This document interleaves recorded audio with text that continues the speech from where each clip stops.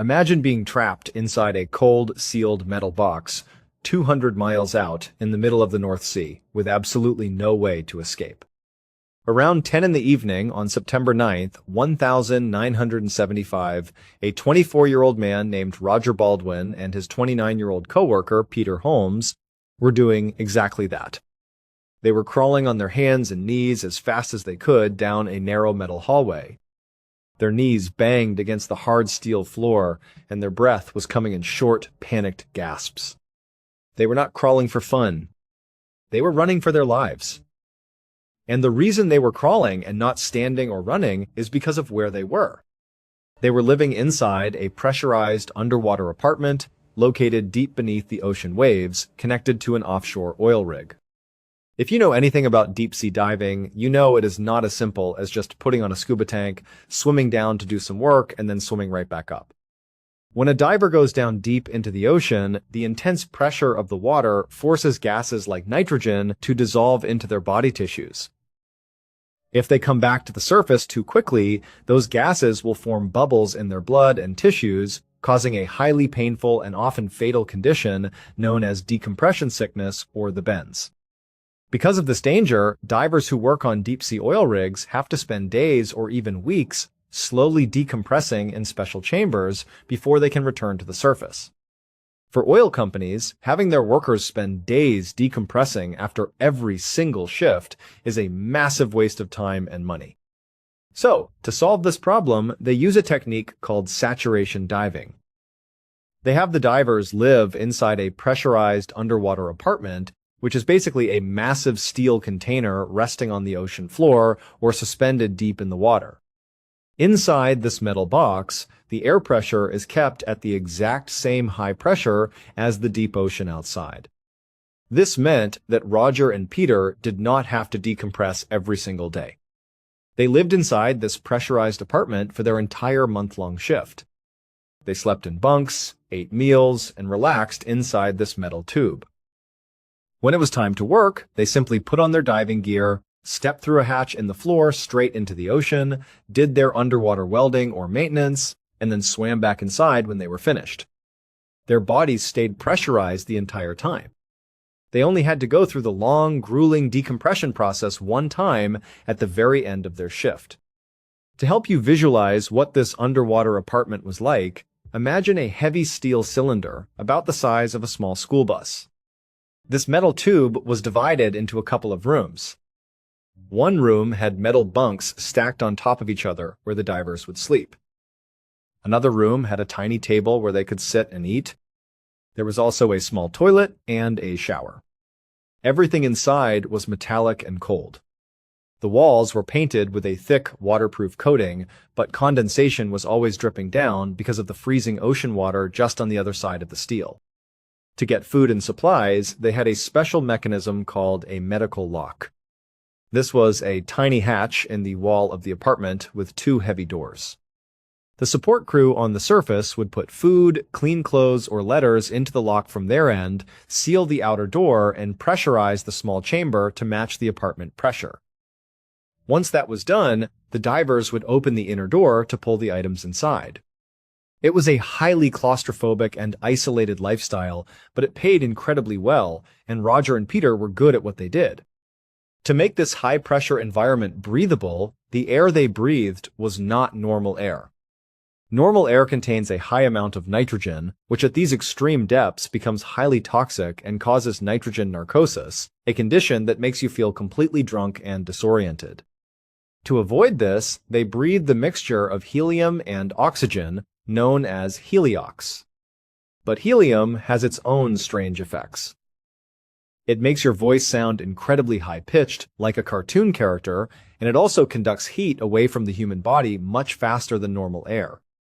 This meant the divers felt freezing cold very easily, even in a room that would normally feel warm. The life support technicians on the surface had to constantly monitor the temperature and gas levels inside the chamber to keep them alive and comfortable. But on this particular night, Roger and Peter were not thinking about their comfort. They were terrified. The intercom inside their apartment had just crackled to life, and the voice of their surface supervisor, Reed Arnold, came through. Reed told them there was a serious leak in the hallway, the metal tube that connected their living quarters to the rest of the underwater system. If the hallway lost pressure or flooded, the consequences would be catastrophic. They had to get into their main apartment and seal the door behind them immediately. And so they scrambled through the narrow passageway, their hands slipping on the cold metal. They reached their apartment door, threw it open, scrambled inside, and slammed it shut. But the problem was, they were not safe yet. They could close the door from the inside, but they could not fully seal it. The way the system was designed, the final airtight seal had to be created by the supervisor on the surface. Reed had to inject helium gas into their room from his control panel. This extra gas would increase the pressure inside their apartment just enough to push the heavy door tightly against its frame, locking it in place and keeping them safe from the leaking hallway. Roger and Peter sat on the floor, their backs pressed against the metal door, waiting. They looked up at a small camera mounted in the corner of the ceiling. They knew Reed was up on the surface, looking at them through a black and white monitor. They could not talk back to him without a direct radio link active, but they hoped he was watching their every move and doing exactly what was needed to keep them safe. And then they heard a loud, sharp, hissing sound. It was the helium gas rushing into the room. The metal of the door began to creak and groan as the pressure built up, sealing them inside. They felt a massive wave of relief wash over them. They looked up at the camera, nodded, and mouthed the words, "Thank you," to the lens. They figured the danger had passed. Leaks were scary, but they were a known hazard of the job. They figured they would just wait out the repairs, so they took off their heavy diving gear, climbed into their bunks, turned off the lights, and tried to get some rest. But the problem was, up on the surface, Reed Arnold was looking at his control panel, and he was starting to panic. Reed was sitting in a warm, dry room on the oil rig, surrounded by dozens of gauges, dials, and switches. Even though the leak in the hallway was still an active issue, he was now noticing a brand new problem.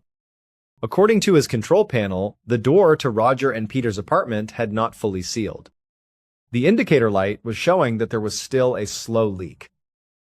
Reed knew that if the door was not sealed, the pressure inside the apartment would slowly bleed out. Over several hours, this would drop the pressure to a deadly level, and the two divers would suffocate. It was a slow-motion emergency. Reed knew he had to act. The only way to force the door to seal was to inject more helium into their room, increasing the internal pressure to push the door tighter against the seal. So, he pressed the switch, sending another blast of gas down into the chamber. But the indicator light did not change. It still showed that the door was unsealed. Reed looked over at the live camera feed of the room. He saw Roger and Peter suddenly jump out of their beds. They looked incredibly frantic. They rushed over to the door and started pulling on the handle, trying to force it open. But they could not budge it. Reed thought this made no sense. If the door was not sealed, why couldn't they open it? It should open easily if there was no pressure lock. He watched in disbelief as the two men suddenly stopped trying to open the door. They turned around, walked over to their bunks, and did something incredibly bizarre. They ripped the thick mattresses off their beds, threw them aside, and climbed onto the bare metal bed springs. They began rolling around on the cold metal, writhing in what looked like madness. At this point, Reed thought they were suffering from a diving-related illness. He thought they had breathed in too much carbon dioxide, or perhaps the gas mixture was wrong and they were hallucinating. It is a real thing called hypercapnia or gas toxicity, which can make divers act completely crazy. Reed figured there must be some toxic gas leak in their room. He thought the only way to save them and force that door to seal was to inject even more helium to flush out the room and lock that door down. And so, he kept pressing the button. He injected more and more helium into the apartment. But the truth of what was happening was far more terrible. And then, Reed finally looked closer at his control panel. He began to double-check his gauges and the wiring schematics. And that was when the horrifying truth hit him. He had completely misread the control panel. The apartment door had sealed perfectly the very first time. Roger and Peter were totally safe inside their room. The warning light Reed was looking at was not for the apartment door. It was for the hallway door, which was still leaking. Because he misread the panel, Reed had been pumping massive amounts of helium into a room that was already fully sealed. By doing this, Reed had turned their apartment into a high-pressure pressure cooker. When you compress gas rapidly, it generates immense heat. This is a basic law of physics, but in that small space, it was a death sentence. The temperature inside Roger and Peter's room was skyrocketing. It was getting hotter and hotter by the second. The air was becoming thick and scalding. The men were not acting crazy because of gas madness. They were literally being boiled alive by the rising temperature of the air. They tried to open the door to escape the heat, but the extreme pressure made the door physically impossible to open. The pressure on the door was equivalent to several tons of force. In a desperate attempt to cool their burning skin, they ripped the mattresses off their beds. The mattresses were made of foam and fabric, which trapped the heat. The bare metal bed frames were bolted directly to the steel outer hull of the chamber, which was surrounded by freezing 40-degree North Sea water. They hoped that by pressing their bare skin against the cold metal bed springs, they could find some relief from the blistering heat. But it did not work.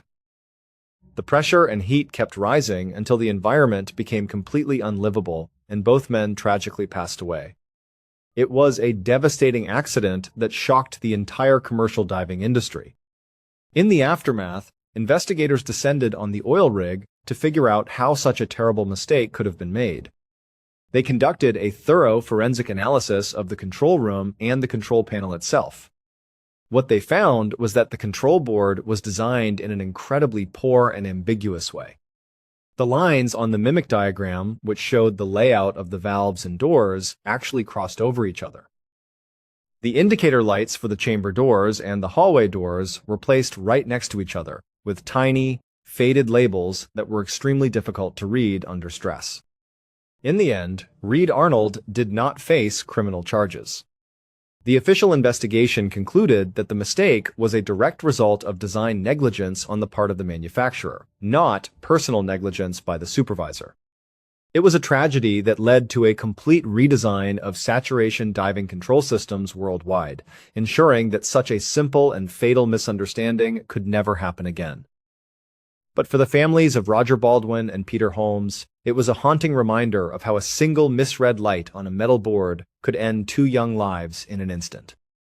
Fast forward to November 29, 1986, in a quiet rural town in Indiana. The air was cold and crisp, typical for late autumn in the American Midwest. The harvest season had just wrapped up, and the local farmers were busy storing their crops for the winter. At around 11:40 in the morning, a 36-year-old volunteer fire chief named Jack Schoffel was driving his fire truck down a quiet country road. Jack was a well-known and highly respected member of the community. In a small town, the volunteer firefighters are your neighbors, your friends, and the people you see at the local grocery store. Jack took his duties incredibly seriously. Next to him in the cab was his assistant chief, Donald Schnitker, who was also his close friend. They had received a call about a potential fire at a large local farm owned by a man named Jeffrey Wolf. As Jack pulled the heavy fire truck onto the shoulder of the road near the farm, he spotted Jeffrey standing near the edge of the property. Jeffrey was waving his arms, trying to get their attention, and pointing toward a massive metal storage building situated further back on the land. Jack and Donald hopped out of the truck and jogged over to meet him. Jeffrey explained that he had noticed smoke coming from the top of the building, and he was worried that the entire structure might catch fire. Looking in the direction Jeffrey was pointing, they could see a thin, pale plume of smoke rising from the top of the building. It was clear that something was smoldering inside, but from the ground it was impossible to see what it was. The building was a massive 80-foot-tall structure, and it was packed tightly. There were no side doors or low-level windows that allowed them to peer inside. The only way to see what was burning was to climb a long, vertical metal ladder that ran all the way up the outside of the building to a small access window near the very top. Jack and Jeffrey decided they would climb up to take a look, while Donald stayed on the ground to monitor the situation and prepare the truck's equipment. To understand what happened next, we have to talk about the physics of grain storage. Why is a grain silo so dangerous? To understand this, you have to understand how grain is stored and moved. In Indiana, farms grow millions of bushels of corn. When the corn is harvested, it is dried and loaded into these massive metal cylinders called silos. The corn is poured in from the top, forming a massive pile inside. But grain is not like sand or water. It does not flow perfectly. As the grain sits inside the silo, moisture can get inside. This moisture causes the corn kernels to stick together, forming a hard, crusty layer on the top surface. Below this crusty layer, the grain is still loose. When the farmer drains grain out of the bottom of the silo to sell it or use it, a massive empty space, a void, is created directly underneath the hard crust. This is called bridging. It creates a terrifyingly deceptive trap. To someone looking from the top, the surface of the grain looks completely solid. It looks like you could walk right across it. But in reality, it is like a thin sheet of ice over a deep, freezing lake. The moment any significant weight is placed on that crust, it shatters. And when it shatters, the person standing on it instantly falls into the empty void below. But it does not stop there.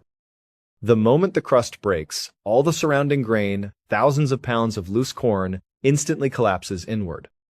It behaves exactly like a funnel of quicksand. Within seconds, the person is dragged down and completely buried under feet of heavy corn. Once you are buried in grain, it is almost impossible to escape. The weight of the grain presses against your chest. Every time you exhale, your lungs compress. But when you try to inhale again, the loose kernels of corn slide into the empty space around your chest, preventing your lungs from expanding. With each breath, the grain squeezes you tighter and tighter until you can no longer breathe at all. It is a terrifying way to die, and it happens to dozens of farmers and workers every single year. Unaware of the hidden danger waiting for them, Jack and Jeffrey began their long climb up the exterior ladder. The metal rungs were freezing cold against their gloved hands, and the wind whipped around them as they climbed higher and higher. It was a long, exhausting climb, but they finally reached the small window at the very top of the massive structure. When Jack peered inside, he could see smoke, but the interior of the building was packed so full of material that it was hard to pinpoint the source of the fire. To help navigate the space, Jeffrey had previously placed a large, thick piece of plywood on top of the contents inside, right below the window. This plywood was meant to act as a solid platform so someone could step inside the building without sinking. Jeffrey told Jack it was safe to stand on the plywood. Jack climbed through the window and stepped onto the wooden board. He stood there, balancing carefully like a surfer on water, looking around the massive dark space. He was able to locate the smoldering fire. It was small, but he did not have the right tools with him to put it out safely. Jack pulled his radio from his belt and called down to Donald on the ground. He told him they had found the fire and that they were going to climb back down to get their gear and hoses. Donald acknowledged the call and waited by the truck. But as Jack turned to walk back toward the window, he heard a low, deep rumbling sound right beneath his feet. Down on the ground, Donald was staring up at the top of the building, waiting for Jack and Jeffrey to appear. Minutes passed, but nothing happened. It was completely silent. Donald had heard a faint, muffled rumble from inside the building, but he did not think much of it at first. But as the silence dragged on, he started to get worried.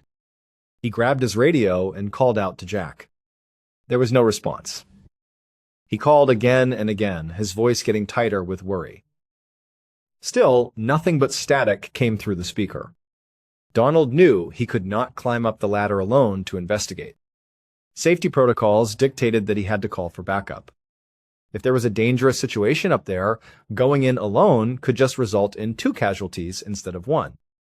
So, with a heavy heart, Donald radioed for emergency assistance. Within minutes, the quiet country farm was swarming with fire trucks, police cars, and rescue vehicles. Firefighters rushed up the ladder and looked through the window. What they found was a devastating scene of empty space. When Jack had stepped onto the plywood, his weight, combined with the shifting corn below, had caused the grain bridge to give way.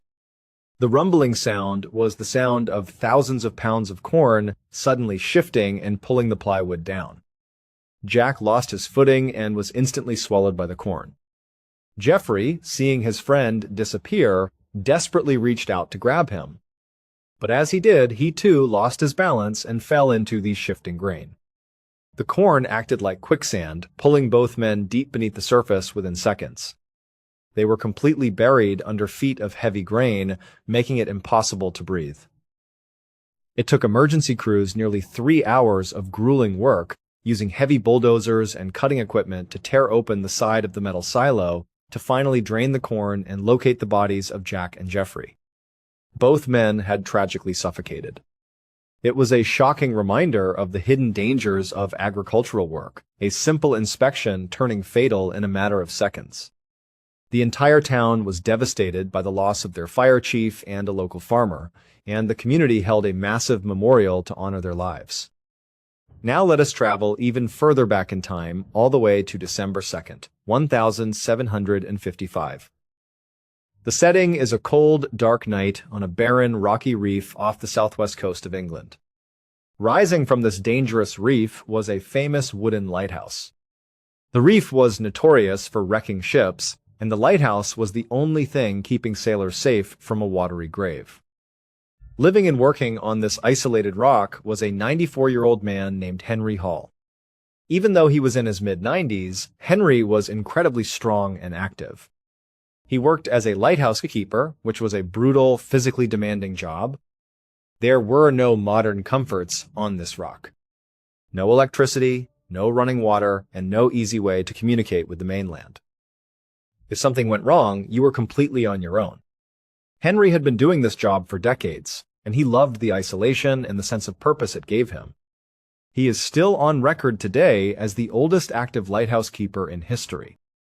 On this particular night, Henry was working with 2 other lighthouse keepers. But these 2 younger men had spent the evening drinking heavily.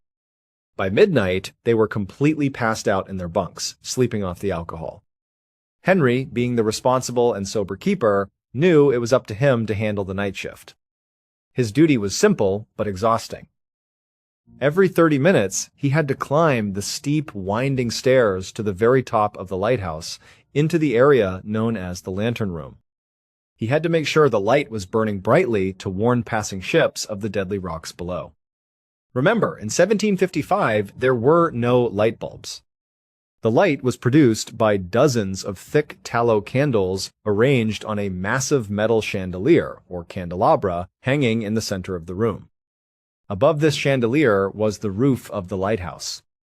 To protect the wooden roof from the heat of the candles, the ceiling of the lantern room was covered in a heavy dome made of solid lead. At around 2 in the morning, Henry began his routine climb up the spiral stairs. He had done this thousands of times before. But as he neared the top, he noticed a strange, acrid smell in the air. It was the smell of burning soot. When he stepped into the lantern room, he looked up. He saw that the candles were burning, but the underside of the lead dome above them was smoldering. Over the years, a thick layer of black soot from the candle smoke had caked itself onto the lead dome. This soot was now catching fire, glowing red and releasing thick clouds of dark smoke. Henry realized he had to act fast before the fire spread to the wooden structure of the lighthouse. He decided to open one of the large glass windows of the lantern room to let the smoke escape. But this was a terrible mistake. Opening the window created a powerful draft. The cold ocean air rushed into the room, creating a vacuum effect. The sudden influx of fresh oxygen acted like gasoline on the smoldering soot. The ceiling instantly erupted into a raging inferno. The wood behind the lead dome caught fire, and the entire top of the lighthouse was suddenly engulfed in flames. Henry ran down the stairs to the bunk room. He grabbed his 2 colleagues and shook them violently, screaming that the lighthouse was on fire. But the men were so deeply drunk that they barely stirred. Realizing he was on his own, Henry ran back up the stairs to fight the fire. A few feet below the lantern room, there was a small outdoor balcony that wrapped around the outside of the lighthouse. Henry stepped out onto this balcony. Right above him, the wooden roof was burning fiercely, and the lead dome was starting to melt from the intense heat. On the balcony, there were several large wooden buckets filled with collected rainwater. Henry began grabbing these buckets and throwing the water up onto the burning roof. It was exhausting work for a man of any age, let alone a 94-year-old. The heat was blistering, and the smoke was thick and choking. Soon, his two coworkers, finally waking up and realizing the danger, came running up the stairs. They joined Henry on the balcony, grabbing buckets and throwing water onto the flames. At one point, Henry stepped closer to the edge of the balcony, directly underneath the burning roof. He lifted a heavy bucket of water, looked up at the melting dome, and threw the water with all his remaining strength. As he did, he felt a sudden, sharp, blinding pain rip through his body. The pain seemed to settle deep inside his stomach, burning like a hot coal. He stumbled backward, gasping for air. He looked at his colleagues in shock. They looked back at him and gasped. They could see smoke rising from Henry's clothes. He was on fire. His colleagues immediately grabbed their buckets and doused Henry with water, putting out the flames on his jacket. Henry was in agony, clutching his stomach and screaming that he was burning inside.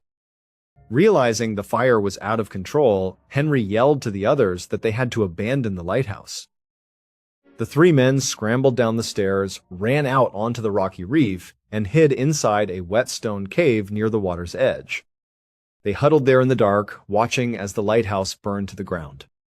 All through the night, Henry lay in the cave, groaning in pain.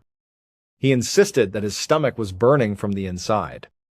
His colleagues tried to comfort him, assuming he was just suffering from external burns and smoke inhalation. The next morning, a passing ship spotted the ruined lighthouse and rescued the three men. They were brought back to the mainland of England, and Henry was taken to his home. A doctor was called to examine him. Let us talk about Dr. Edward Spry. He was the local physician in Plymouth who was called to examine Henry Hall. When Dr. Spry arrived at Henry's home, he found the 94-year-old man in terrible shape. Henry had significant burns on his skin, but his main complaint was this unbearable, heavy, burning sensation deep inside his stomach. Henry looked the doctor in the eye and told him something that sounded completely insane. Henry said that while he was looking up at the burning ceiling of the lighthouse, a stream of molten lead had dripped down from the melting dome and gone straight down his throat. Dr. Spry did not believe him. At the time, medical science dictated that swallowing molten lead would cause instant death. The heat would immediately destroy the esophagus and cause the throat to swell shut, suffocating the person in seconds. The fact that Henry was still alive, breathing, and talking 12 days after the fire made the story seem physically impossible. Dr. Spry assumed that the elderly man was simply confused or hallucinating due to the extreme trauma of the fire and the inhalation of toxic smoke. He figured the pain in Henry's stomach was just a severe internal reaction to the hot gases he had breathed in.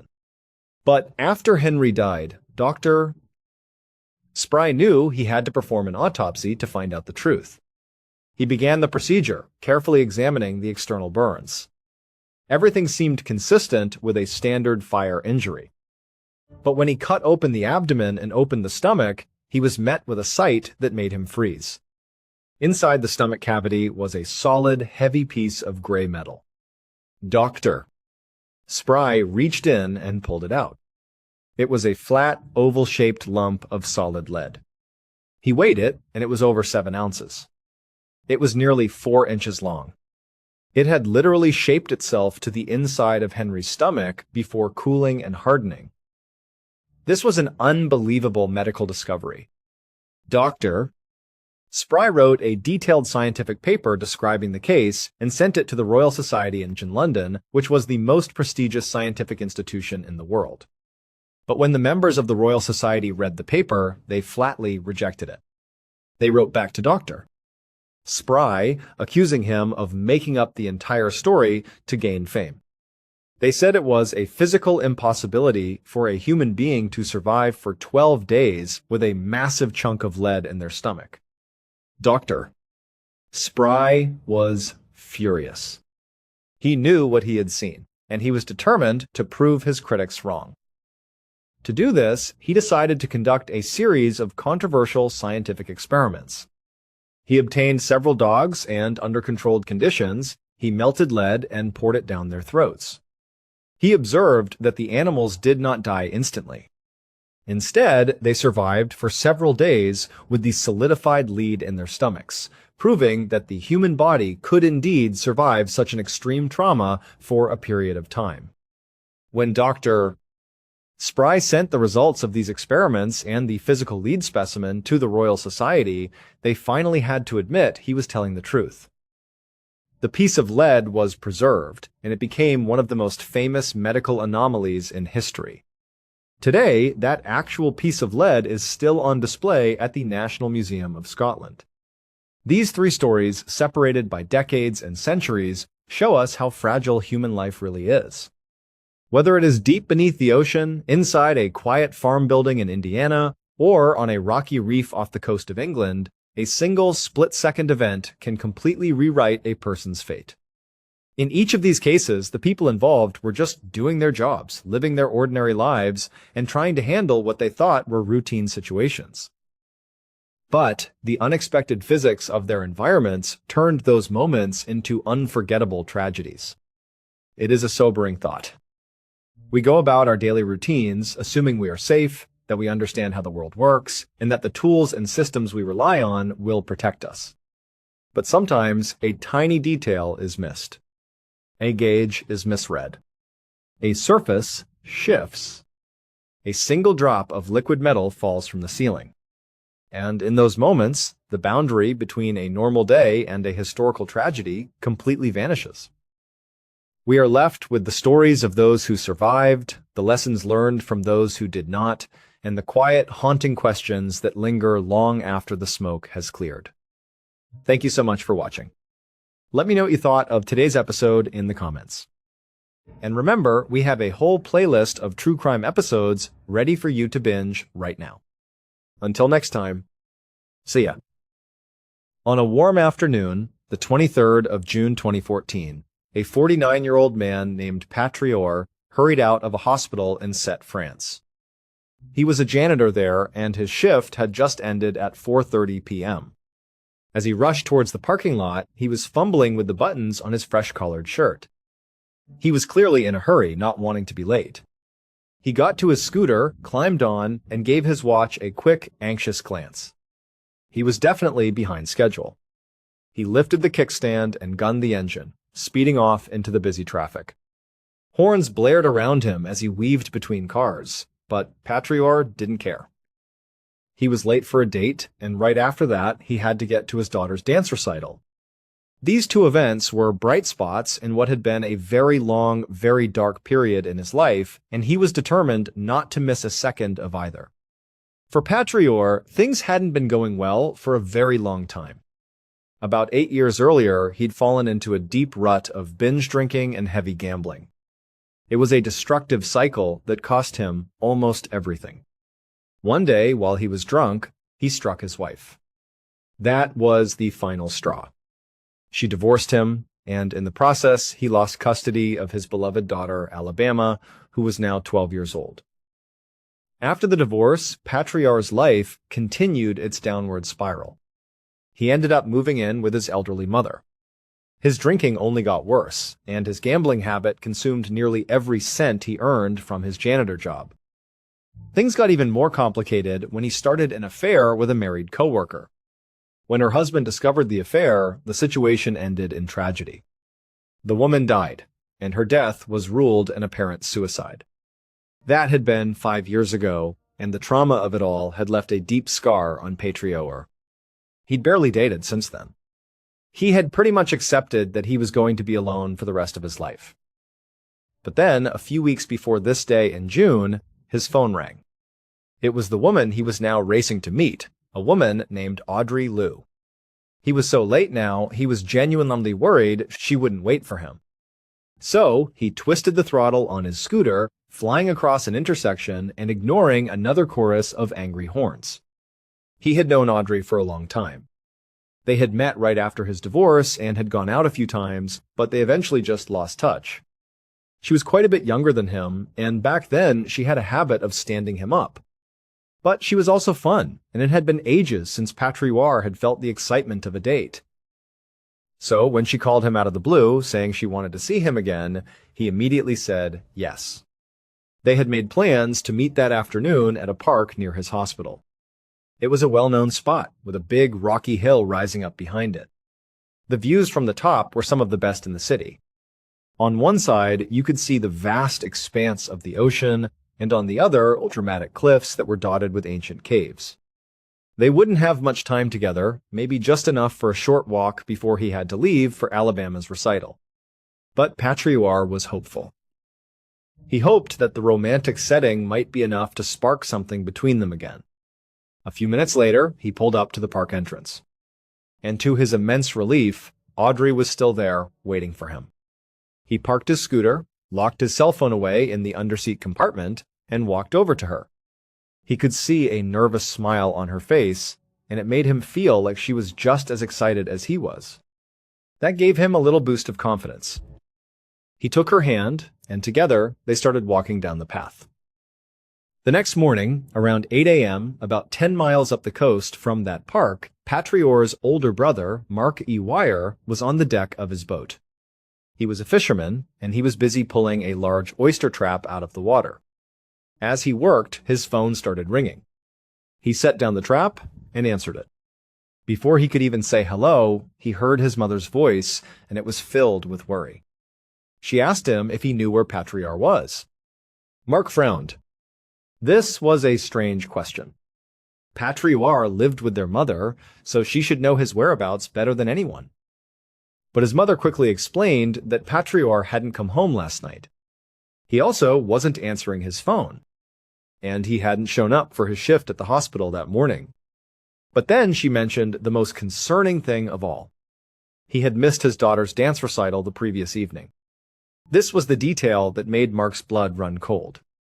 He knew how much Patrioir adored his daughter. He had been talking about that recital for weeks. There was no way he would have missed it willingly. Mark knew then that something was seriously wrong. He promised his mother he'd figure it out. He hung up the phone and immediately started calling Patrioir's friends. With each call he made, his worry grew. No one had seen or heard from Patrioir since yesterday afternoon. The last anyone knew, he had left work around 4 p.m., but he hadn't told anyone where he was going. Mark felt a knot tightening in his stomach, but he knew he had to start somewhere. Patrioir's work seemed like the most logical place. He steered his boat back to the dock, tied it off, jumped in his car, and headed towards the hospital. 4 hours later, Mark was standing on a rocky lookout point, the same one that overlooked the park where Patrioir was supposed to have his date. He was scanning the city of Set below him. The hospital where Patrioir worked was in the middle of the business district, a busy area full of canals, cafes, and tourist spots. Mark and a few of Patrioir's friends had spent the entire morning combing through these places, checking one by one, but they had found no sign of him. So Mark had decided to check the more remote areas around the city, like this hill behind the park. But still, there was nothing. Mark was trying to think of any other place his brother might have gone when his phone rang again. It was one of the friends who was helping with the search. He had just found Patrioir's scooter. It was parked outside the entrance to the park at the bottom of the hill, just a short drive from where Mark was standing. Mark told his friend not to touch anything. He sprinted back to his car, sped down the hill, and pulled into the parking lot. And there it was. Patrioir's scooter, parked just as his friend had said. Mark stared at the scooter, then at the quiet, empty park surrounding him. A cold, heavy weight settled in his stomach. He couldn't think of a single logical reason why Patrioir would have left his scooter here overnight. All day, a nagging fear had been in the back of his mind, a worry that something terrible had happened to his little brother. But now, seeing that scooter, that fear became a certainty.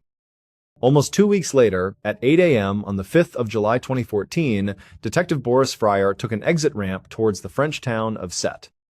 The morning sun hit his windshield, and he had to squint as he looked out at the scenery.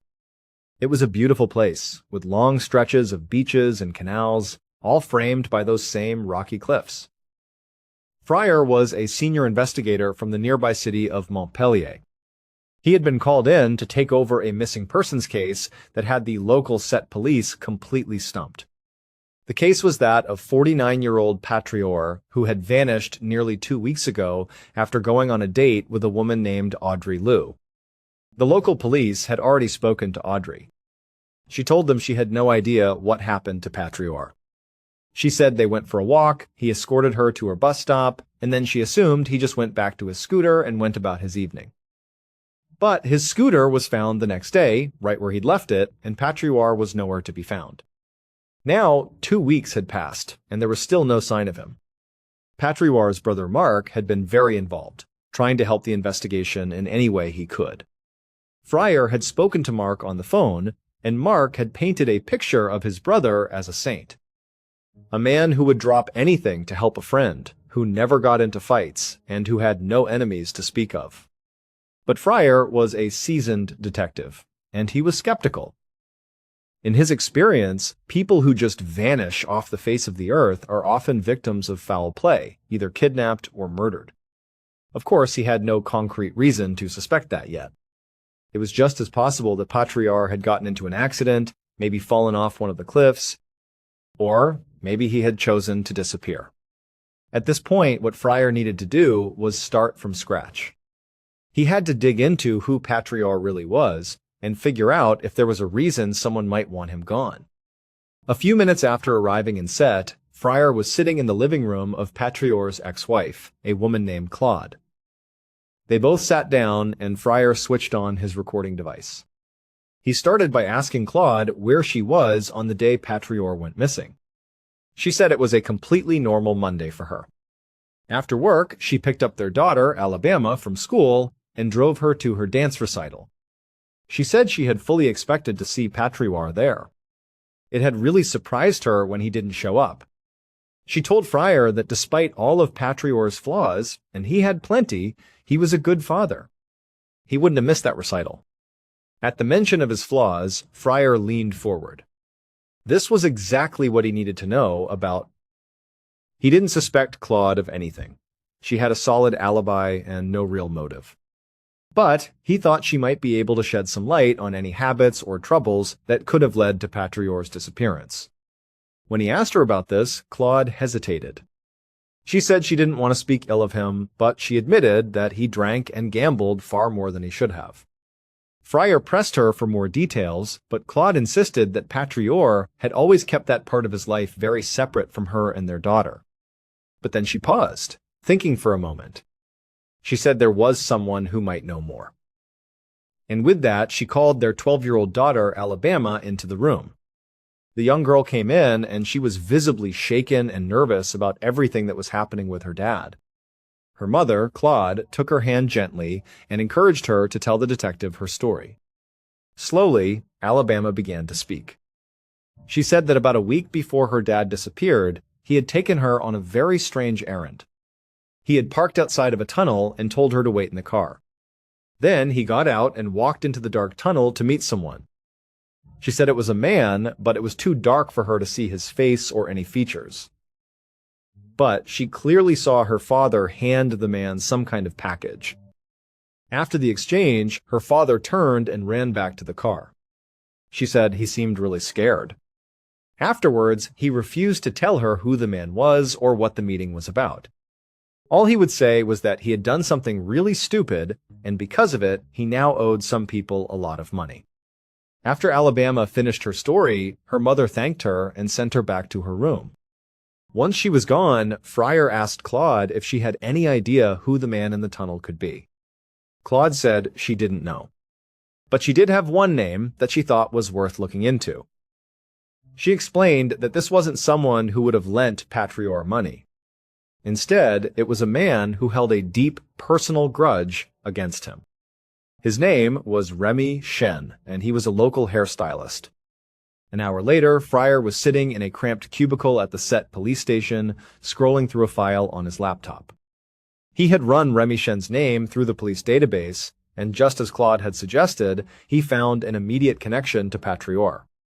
Back in 2009, a few years after Patrior's divorce, he had been questioned as a witness in the suicide of Remy Shen's wife, a woman named Nadesh Shen.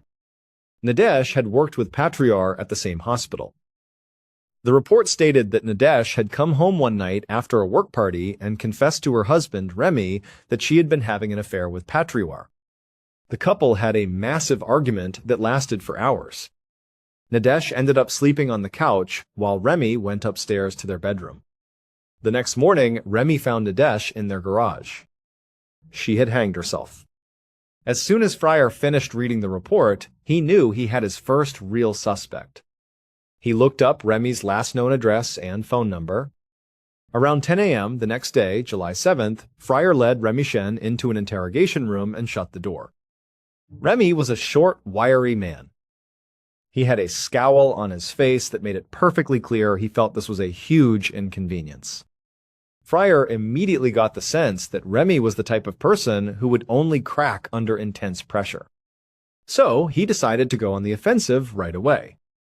He tried to shake Remy by telling him they knew he was involved in the kidnapping of Patrior.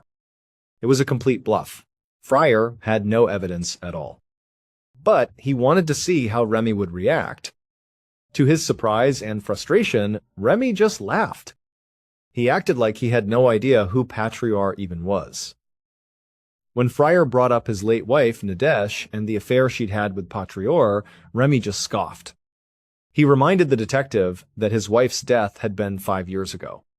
He said he had moved on, that he was dating other people. He argued that it was absurd to think he would hold a grudge for 5 years without doing anything, only to suddenly decide to take revenge now, out of the blue. It just didn't make any sense. Fryer wasn't sure what to make of him. Remy seemed incredibly confident, almost too confident. So Fryer changed tactics and simply asked him where he was on June 23rd, the day Patrior went missing. After thinking for a moment, Remy said he had spent the whole afternoon alone cleaning out a storage unit he had rented. It was a terrible alibi, easily faked. But with nothing else to go on, Fryer had no choice but to let Remy go. As he watched Remy walk out, Fryer knew he was running out of time. 2 weeks had already passed. Every day that went by, the chances of finding Patrior alive grew slimmer. Out of desperation, he decided to go back to the very beginning of the timeline and speak with Audrey Liu one more time. As the last person known to have seen Patrior, Audrey was an obvious person of interest. The local police had already questioned her, and Fryer had watched the tape of that interview several times. He wasn't sure what more he could possibly get from her, but he knew he had to try. He picked up the phone and asked Audrey to come back to the station. Later that same afternoon, around 2 p.m., Fryer had been across from Audrey in the same interrogation room. He started the recorder and asked her to go over her history with Patrior again. At first, her story was exactly the same as it had been on the tape. She said they met 8 years ago in 2006, dated for a little while, and then lost contact. A few weeks ago, she said, she happened to walk past the bar where they had their first date, and it made her think of him. So, she called him up, and they made plans to meet. She described their date as a short walk in the park. Afterwards, Patrior walked her to the bus stop, and she assumed he went back to his scooter to head to his daughter's recital. That's when Fryer interrupted her. He asked her to tell him, specifically, which direction Patrior had headed in after he left her at the bus stop. Audrey just sat there for a long moment. Then she said, I can't remember. This answer really bothered Fryer. Here was the one person who should have been able to give him the most information about Patrior's final moments, and she was offering nothing useful. So Fryer dropped his polite tone and went after her hard. He told her he wasn't buying her story. He said she needed to tell him everything she knew right now, or things were going to get much worse for her. Audrey's eyes went wide. Her voice started to shake as she insisted she had already told him everything. But Fryer didn't let up. He kept pushing, demanding that she admit what she had done, until he was practically shouting. Audrey broke down in tears, repeating over and over that Patrior was fine when she left him. She just couldn't remember all the little details. Finally, Fryer backed off. He had conducted countless interrogations in his career, and his gut was telling him that Audrey's fragile state wasn't an act. He had pushed her as hard as he could, and he had to consider the possibility that she was simply telling the truth. A little while later, after Audrey had left, Fryer sat alone in the interrogation room, thinking. He hadn't ruled out any of his suspects. He still had no idea who the mysterious man in the tunnel was. And on top of all that, there was still a chance that no crime had even been committed. They didn't have a body. For all he knew, Patrior could have just walked away from his life. There were just too many unknowns. Fryer knew that if this case was ever going to move forward, they needed to find Patrior, dead or alive. Around 11 a.m. on July 17th, 3.5 weeks after Patrior disappeared, Detective Fryer parked his car on the shoulder of a winding road in Set. He got out, ducked under a line of yellow police tape, and walked across a long stretch of dry grass that led up to a sheer cliff wall. About a dozen yards ahead, he could see the dark, round opening of a cave, barely visible against the rock face.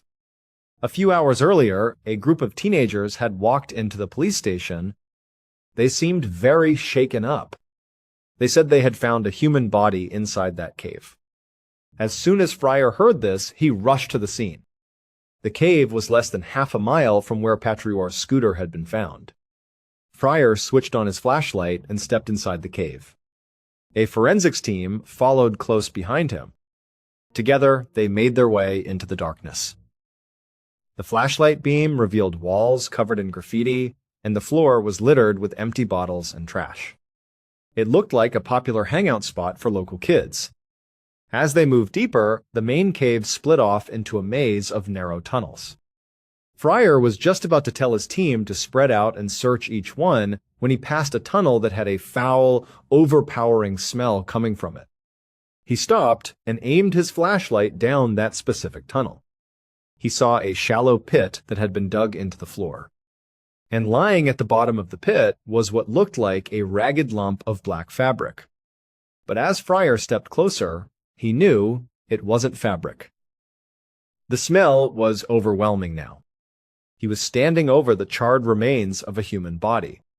He knelt down to get a closer look and immediately saw what appeared to be a bullet hole in the skull and another in the torso. These details, one shot to the head, one to the stomach, and the body being burned afterwards to destroy evidence, felt disturbingly familiar to Fryer. It looked like a professional, mob-style hit. A year and a half later, just before Christmas of 2015, Detective Fryer was in his office in Montpellier when his phone rang. It was Mark, Patrior's older brother, calling again to ask for an update on the case. Fryer sighed. The truth was, he had nothing new to tell him. The body in the cave had been confirmed through DNA to be Patrior. Fryer had hoped that finding the body would open up new leads, but it hadn't. They had scoured the cave for clues, tested cigarette butts found at the scene for DNA, and re-interviewed the teenagers who found the body, but the case had hit a complete dead end. The execution-style killing did fit with the theory that Patrior had been killed over a gambling debt. But Fryer had never been able to find any evidence that Patrior owed anyone that kind of money. He also still hadn't identified the man in the tunnel that Alabama had seen. That left Remy Shen and Audrey Liu as his only two suspects. Fryer had placed both of them under surveillance, but so far neither had done anything suspicious. The investigation was completely stalled. Fryer understood that Patrior's family was losing patience. So he wasn't surprised when he told Mark there were no new developments, and Mark just snapped. He told Fryer that if the police weren't going to solve this, he would take matters into his own hands. 3 months later, on a night in March of 2016, Detective Fryer sat down on his couch to watch television. Mark had followed through on his threat. He had convinced the producers of a national true crime show to do an episode on his brother's case, and it was airing tonight. As the show began, Fryer felt a knot of anxiety in his stomach. Mark knew details about the investigation that were not public knowledge. If he shared them on national television, it could seriously compromise the entire case. But a part of him was also curious, and he hoped that maybe, just maybe, renewed public attention could help. As he watched, Fryer was relieved. Mark wasn't there to talk about the specifics of the investigation. He was there to talk about his brother. He described Patrior as a hardworking father who had just never been able to catch a break. A man who, at the very least, deserved justice. At the end of his segment, Mark made a simple, heartfelt plea for anyone with any information to please come forward. When the show ended, Fryer didn't feel worried anymore. Nothing sensitive had been revealed. But he also didn't feel very hopeful. He thought the chances of anything coming from this were incredibly small. He was wrong. The next morning, his phone would ring. And an hour after that call, Fryer was ringing the doorbell of an apartment in Lunel, a town not far from Set. A woman answered the door. When Fryer showed her his badge, she let him inside. The woman's name was Sophie. She had called the police after watching the true crime show, saying she had information about Patrior's case. Fryer followed her into her kitchen, sat down at her table, turned on his recorder, and told her to start from the beginning. And as her story unfolded, Fryer knew the case was finally solved. Based on all the evidence and witness testimony, police were able to reconstruct what they believed truly happened to Patrior Ewire on the afternoon of Monday, the 23rd of June 2014. At 4:30 p.m., the killer stood on that rocky hill overlooking the park in Set. They were watching through a pair of binoculars as Patrior and Audrey walked hand in hand down the path below. The couple was taking their time, enjoying the beautiful scenery and each other's company. At some point, Audrey stopped and pointed across the road towards the entrance of one of the caves in the nearby cliffs. When the killer saw this, their heart began to race. They watched as the couple crossed the road, walked up to the cave, and disappeared inside. The killer lowered the binoculars and placed them in a large duffel bag they were carrying. They slung the bag over their shoulder, hurried down the hill, and went straight to the cave entrance. When they got there, they put the bag on the ground and unzipped it. They pulled out a large rifle, a roll of duct tape, and a plain white mask. The killer put on the mask. With the rifle in one hand and the tape in the other, they entered the cave. They could hear Patrior and Audrey's voices inside. They hadn't gone very far in. They were so wrapped up in their date that they had no idea someone else was there. But as the killer got closer, the couple heard the footsteps and turned around. When Audrey saw the masked figure with the rifle, she started to scream. Patrior's face went pale. Before they could do anything, the killer threw the roll of duct tape at Audrey and told her that if she wanted to live, she would do exactly as she was told. The killer ordered Audrey to use the tape to bind Patrior's wrists and ankles. For a moment, Audrey just stood there, completely frozen in shock. But then, she complied. As she taped Patrior's hands and feet, he just stood there, silently, in stunned disbelief. When she was finished, the killer told her to get out of the cave and not to say a word to anyone about what just happened. She hesitated for a second, glancing back at Patrior, but then she turned and ran. Once her footsteps had faded, it was just the killer and Patrior alone in the cave. Patrior stared at the masked figure, wondering what was about to happen. The killer made intense eye contact with him, raised the rifle, and shot him once in the head and once in the chest.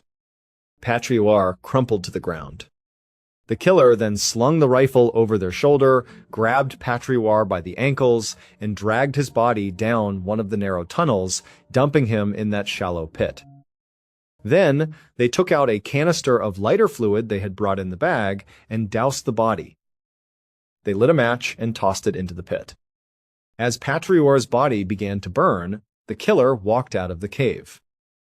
As soon as they were back in the daylight, they pulled off their mask. There was only one thing left to do now: find Audrey, explain everything, and make sure she didn't go to the police.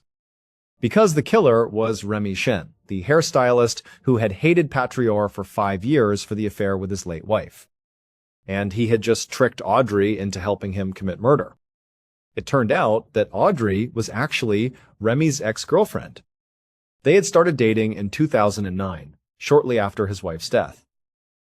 Remy had realized that because Audrey also had a history with Patriar, he could use her to lure Patriar into a trap and finally get his revenge. But Audrey was not a willing accomplice to murder. She claims she didn't know Remy was going to kill Patriar.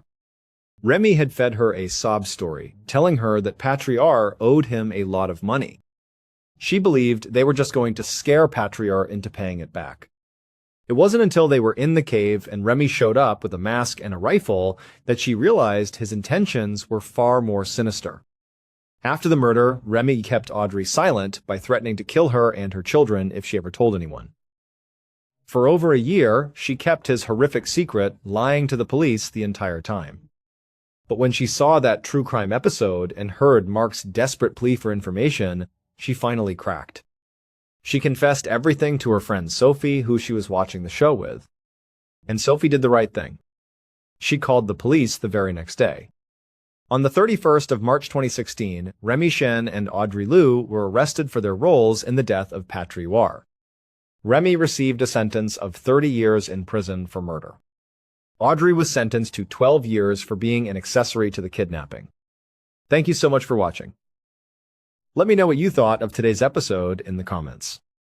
And remember, we have a whole playlist of true crime episodes ready for you to binge right now. Until next time. See ya! One afternoon in September of 1951, a 53-year-old father named Adolphus Eller pulled his car up to a boarding house in the city of Winston-Salem, North Carolina. He got out, went to the trunk, and lifted out a large cardboard box filled with his daughter's belongings. He carried it up the steps, through the front door, and down a hallway to a room where his two 21-year-old daughters were already busy unpacking. Their names were Bobby and Betty. For the two young women, this was the most exciting day of their lives. They were moving out of their childhood home in the small, quiet town of Pearl Lear, about an hour's drive away. It was the first time they would be living on their own, away from their father Adolphus and their mother. They had both gotten jobs at the same cigarette factory, a major employer in the area, and they were going to be sharing this room together in the boarding house. It was a huge step for them, the real beginning of their adult lives. You could see the excitement just radiating off of them as they put their clothes into drawers and decided where to hang their pictures. But for their dad, Adolphus, the moment was bittersweet. On the one hand, he was incredibly proud. His girls were growing up, making their own way in the world. That's all any parent wants. But on the other hand, it was hard to let go. They were his little girls. He watched them for a moment, chattering and laughing, and felt a familiar mix of pride and sadness. Even though they were leaving the nest, he took comfort in one very important fact. They were still together. They were living together, working at the same place.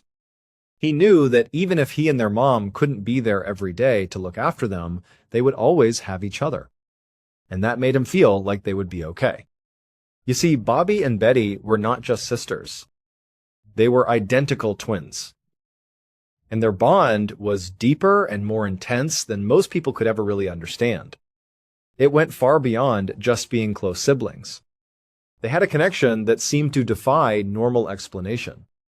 They leaned into their identity as twins in every possible way. Physically, they were almost impossible to tell apart.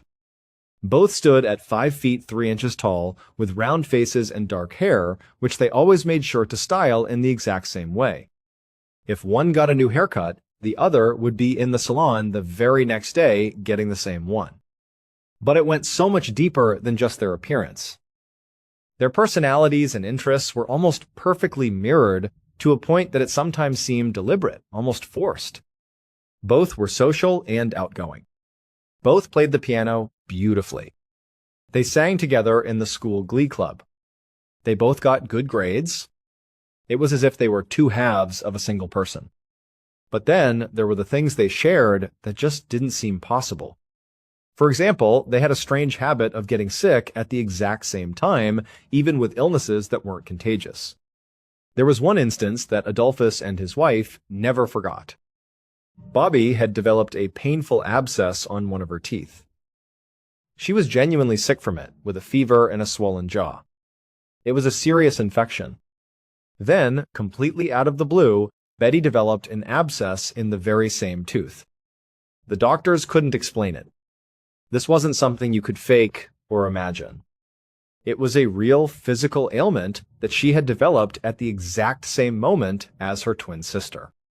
It was just one of many examples of their strange, unexplainable connection, and on the rare occasions when some difference was forced upon them, they would work very intentionally to erase that difference and become the same again. When Bobby's eyesight started to fail and she needed glasses, she was a little self-conscious about it. Betty, whose vision was perfectly fine, begged her parents to let her get glasses too. She didn't need them, but she couldn't stand the idea of being different from her sister in any way. So, she got a pair of glasses with plain lenses, just so they could look identical again. So now, this big move to Winston-Salem was just the next chapter in their shared life. The same job, the same factory, the same room, in the same boarding house. It was how they had always done things. A part of Adolphus and his wife had secretly hoped that as they got older, Bobby and Betty might start to become a little more independent of each other. It just seemed like the healthy, natural thing to do. But as he put down that last box and looked at his two daughters, both with the same wide, excited smile on their faces, he felt a wave of gratitude. Maybe this was for the best. This was a good intermediate step. They could take this leap into adulthood together, leaning on each other. It was a bridge. After a few more minutes of helping them get settled, Adolphus knew it was time to go. He gave them both a long hug and said, "Okay, I'm going to take off now. Best of luck. I love you both. Call whenever you need anything." And with that, he walked out, got in his car, and began the quiet, lonely drive back home. Fast forward 2 years. Adolphus was at home in Pearl Lear, setting the dining room table while his wife finished cooking dinner in the kitchen. It was a weekend, and Adolphus felt that familiar sense of happy anticipation. For the past 2 years, without fail, Bobby and Betty had driven home from Winston-Salem every single weekend to visit. It was the highlight of the week for Adolphus and his wife. They cherished this time with their daughters, hearing all about their jobs and their new lives. Just as Adolphus placed the last dinner plate on the table, he heard a knock at the front door. He smiled to himself. Right on time. "They're here," he called to his wife. He walked to the door, ready to greet both of his girls, but when he opened it, he was surprised. It was just Bobby. Betty was nowhere in sight. He looked past her, toward the driveway, expecting to see Betty getting out of the car. He asked, "Where's Betty? Is she in the car?" Bobby just shook her head and said no. That's when Adolphus noticed that Bobby had luggage with her, a couple of suitcases, and she looked terribly sad. Her usual bright expression was gone, replaced by a look of deep unhappiness, almost depression. "Bobby, what's going on?" he asked, his heart starting to sink. She looked down at the ground and said quietly, "I hated my job at the factory. I hated it. So I quit. I'm coming home." Adolphus was stunned. This was a huge shift. The twins did everything together. They always had. Even if one of them wasn't particularly interested in something, she would usually go along with it just to maintain their sameness. The idea that one would quit this big new life they had built together while the other stayed was a massive departure from their entire history. Adolphus tried to process it. "And Betty?" he asked. "She doesn't hate her job. She's going to stay. She's going to keep working at the factory and living there." The news was jarring.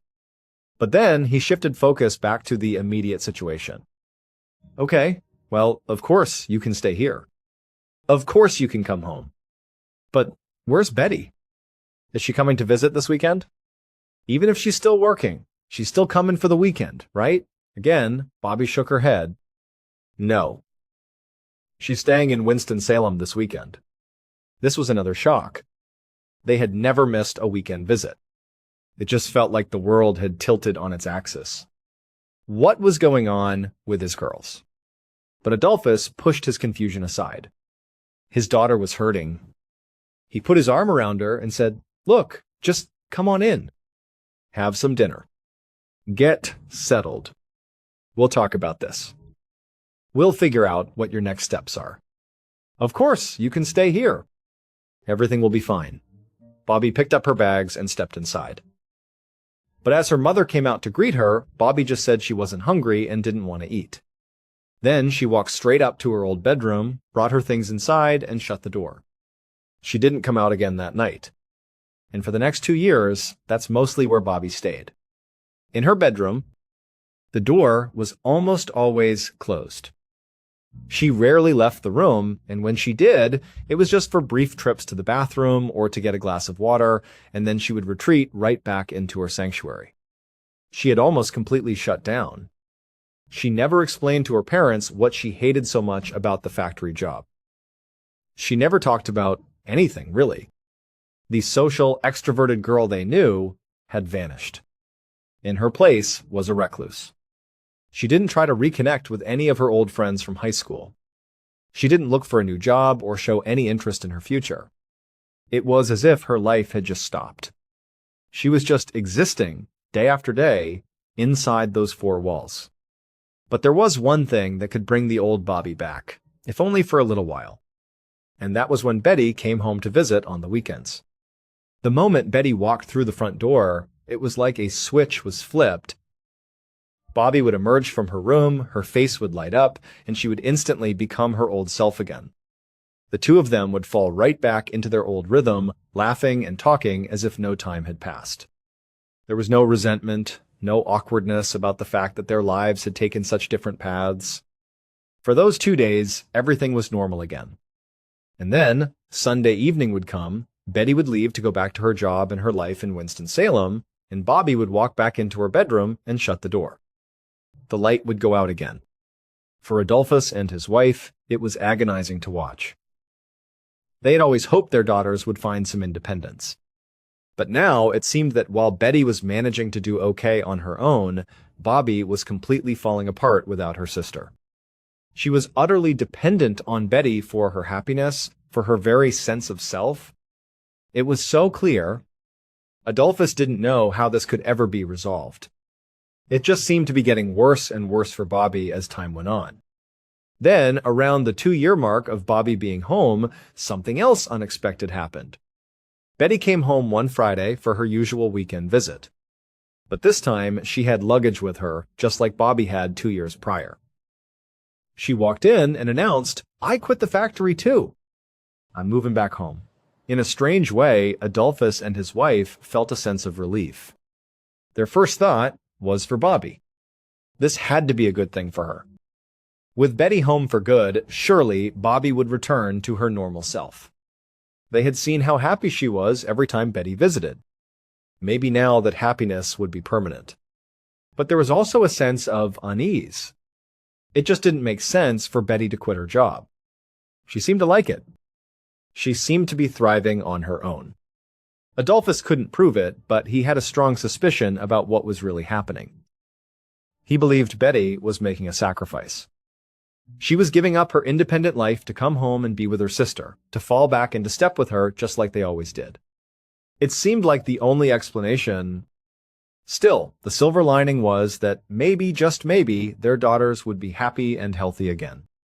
But that is not what happened. Once Betty was back home, the two sisters did fall back in step with each other, just as their parents had predicted. But it wasn't a return to their old happy selves. Their connection, their dependence on each other, became more extreme than it had ever been before. And it had already been extreme. This was something else entirely. They both moved into Bobby's old bedroom. They went inside, shut the door, and basically never came out. They didn't become the extroverted girls they used to be. Instead, they became introverted together. They showed no interest in finding jobs, socializing with friends, or doing anything at all. They just stayed in that room, 24 hours a day, 7 days a week. They slept in the same bed. On the rare occasions they did leave the bedroom, they were physically inseparable. They would walk side by side, their shoulders touching. They moved in perfect sync, almost like robots. If one went to the kitchen, the other went too. If one went to the bathroom, the other went with her. They could not be apart, not even for a second. It was a level of attachment that their parents had never seen before, and it was deeply unsettling. Adolphus and his wife were terrified.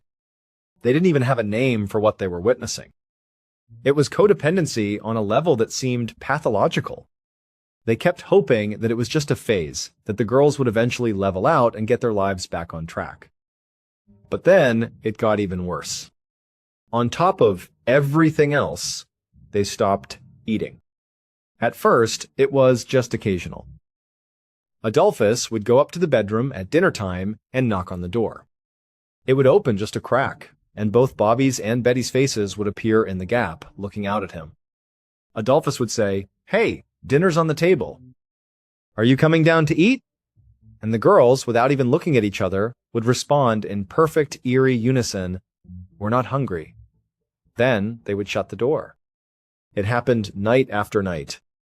Weeks went by, and the girls were refusing almost all food. They began to lose a shocking amount of weight. Their faces became gaunt, their bodies frail. But no matter how much their parents begged and pleaded with them, they just would not eat. After a few weeks of this, Adolphus and his wife knew they couldn't handle this on their own. Logic wasn't working. Pleading wasn't working. There was something deeply wrong, and it seemed increasingly obvious that it was a serious mental health issue. They made the difficult decision to seek professional help. They brought Bobby and Betty to see a psychiatrist. After several sessions with the twins, the psychiatrist gave them a diagnosis. He said that both Bobby and Betty had schizophrenia, a very serious and chronic brain disorder that can dramatically affect a person's thoughts, feelings, and behavior. The psychiatrist explained that many of their strange behaviors, particularly their extreme codependency and their refusal to eat, could be symptoms of this illness. He prescribed them both powerful antipsychotic medication and assured Adolphus and his wife that if the twins took their medicine as directed, they would get better. The parents felt a glimmer of hope. Finally, they had an answer and a path forward. They made sure Bobby and Betty took their medication every single day, exactly as prescribed. But the twins didn't get any better. In fact, they seemed to get worse. They spent even more time locked in their bedroom. They became even more frail. And they started showing signs of extreme paranoia. They were mistrustful of everyone, including their own parents. It was as if the only person in the world each of them could trust was the other. Anyone else was a threat. Pretty quickly, Adolphus realized the medication wasn't working. He didn't necessarily doubt the diagnosis. The symptoms of schizophrenia seemed to fit what he was seeing. But the treatment was failing. He decided they needed more intensive help, a higher level of care. So, in early 1961, when Bobby and Betty were now 30 years old, Adolphus made the heartbreaking decision to have them both involuntarily committed to a psychiatric hospital. At first, it seemed to be exactly what they needed. At the hospital, they were monitored around the clock. The staff made sure they ate their meals, so they started to gain weight back. They were given proper medication under professional supervision. And, crucially, the hospital staff allowed them to stay in the same room together. They were never separated, and having each other for support seemed to be a key part of their recovery. After several weeks, they were deemed healthy enough to be discharged. They seemed to be back to their old selves. But almost as soon as they got back to their family home, they regressed. They went right back to their bedroom, shut the door, and the whole destructive cycle started all over again. The seclusion, the not eating, the paranoia. And so, they were committed to the hospital again. And again, they got better while they were there. And again, they were discharged. And again, they got worse as soon as they were home. This pattern repeated over and over again for more than a year. They were in and out of the hospital, trapped in a loop with no real progress being made. Eventually, Adolphus, his wife, and the team of doctors and nurses who had been treating the twins came to a difficult and controversial conclusion. They started to wonder if the root of the problem wasn't schizophrenia at all. Maybe the schizophrenia was a symptom of a deeper issue. Maybe the problem was their intense, all-consuming dependency on each other. What had once seemed like a beautiful, timeless bond between sisters was now being viewed as a deeply unhealthy, pathological codependency. They were so enmeshed with each other that neither of them could function as an individual. They were stuck, and unless some drastic action was taken, they would continue this downward spiral indefinitely. And so, a decision was made. A radical, last-ditch effort to save them. Without telling the girls, the doctors and their parents agreed that they had to be forcibly separated. And so, on the 11th of April, 1962, Bobby and Betty were once again committed to the hospital. But this time was different. For the very first time in their lives, they were separated. They were put in rooms at opposite ends of the hospital in completely separate wards. When they realized what was happening, they completely lost their minds. They begged, they screamed, they cried, demanding to be put back together. But the staff held firm, telling them it was for their own good. A few hours later, in the dead of night, it was around 1 a.m. on April 12th. Adolphus was at home, asleep in his bed. The phone rang, jolting him awake. He was confused. Who would be calling at this hour? He picked it up and heard the voice of one of the hospital doctors on the other end. The doctor sounded frantic, his voice shaking. He was trying to explain to Adolphus what had happened after the girls were separated, but the words were tumbling out in a jumbled, panicked mess. Adolphus couldn't make sense of it. He kept asking, "What are you talking about? What happened?" Finally, the doctor took a deep breath, paused, and then very clearly stated the unbelievable, disastrous thing that had unfolded. It was something no one could have ever planned for, something the doctor himself couldn't comprehend. As Adolphus listened, he just sat there on the edge of his bed, phone pressed to his ear, completely frozen, unable to process the words he was hearing. Over the next few days, the doctors at that psychiatric hospital tried to find a rational, scientific explanation for what had happened on the night Bobby and Betty were separated. They couldn't. They were completely baffled. So, they called in the North Carolina State Board of Investigators for help. The investigators came, they looked at all the evidence, and they couldn't figure it out either. So, they called in the FBI. The federal agents reviewed the case, and they too were stumped. Nobody had any idea how this could have happened. As the story inevitably leaked to the press, it became a national sensation. Newspapers all over the country ran articles about the unbelievable mystery of the Eller twins. And as people read the story, many began to wonder if the explanation wasn't rooted in science at all. Maybe what had happened was something beyond our human understanding. Something that science couldn't measure or explain, but that didn't make it any less real. It turns out that at 12:55 a.m. on the night the twins were separated, a nurse in the ward where Bobby had been placed was doing her regular rounds. When she got to Bobby's room, she looked in and saw Bobby lying in her bed, on her side. The nurse thought she was asleep, but when she went to check on her, she discovered that Bobby was dead. Just 5 minutes later, at exactly 1 a.m., a doctor went to check on Betty in her room on the complete other side of the hospital. The doctor found Betty dead in her bed, lying in the exact same position as her sister. The most baffling part was that there was no obvious cause of death for either of them. There were no signs of illness, no signs of self-harm, no signs of foul play or violence of any kind. It was as if, at almost the exact same moment, both of their bodies had simply decided to stop working. Even after multiple, thorough autopsies were performed, no medical reason for their deaths could be found. They hadn't been poisoned. They didn't have heart attacks or strokes. Medically speaking, they were healthy one moment and dead the next. The only conclusion anyone could draw was that the twins had died simultaneously from no apparent cause. Their official cause of death was listed as ill-defined and unknown. The only theory that ever emerged came from one of the doctors who had treated them. He believed that Bobby and Betty were so deeply distressed by being forcibly separated that they had found a way to reunite. He suggested that they had, in his words, willed themselves to die. He proposed that their spiritual, physical, and emotional need to be together was so powerful that when it was taken away, their bodies simply shut down in the hope that their spirits could reconnect in death. It's a wild, unbelievable theory.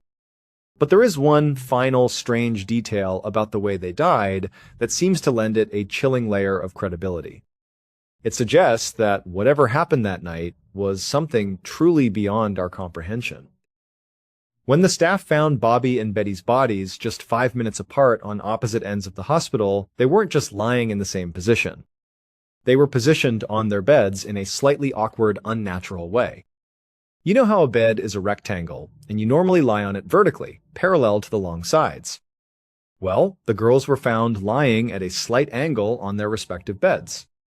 At first, it was just noted as a strange anomaly. But then, someone had a thought.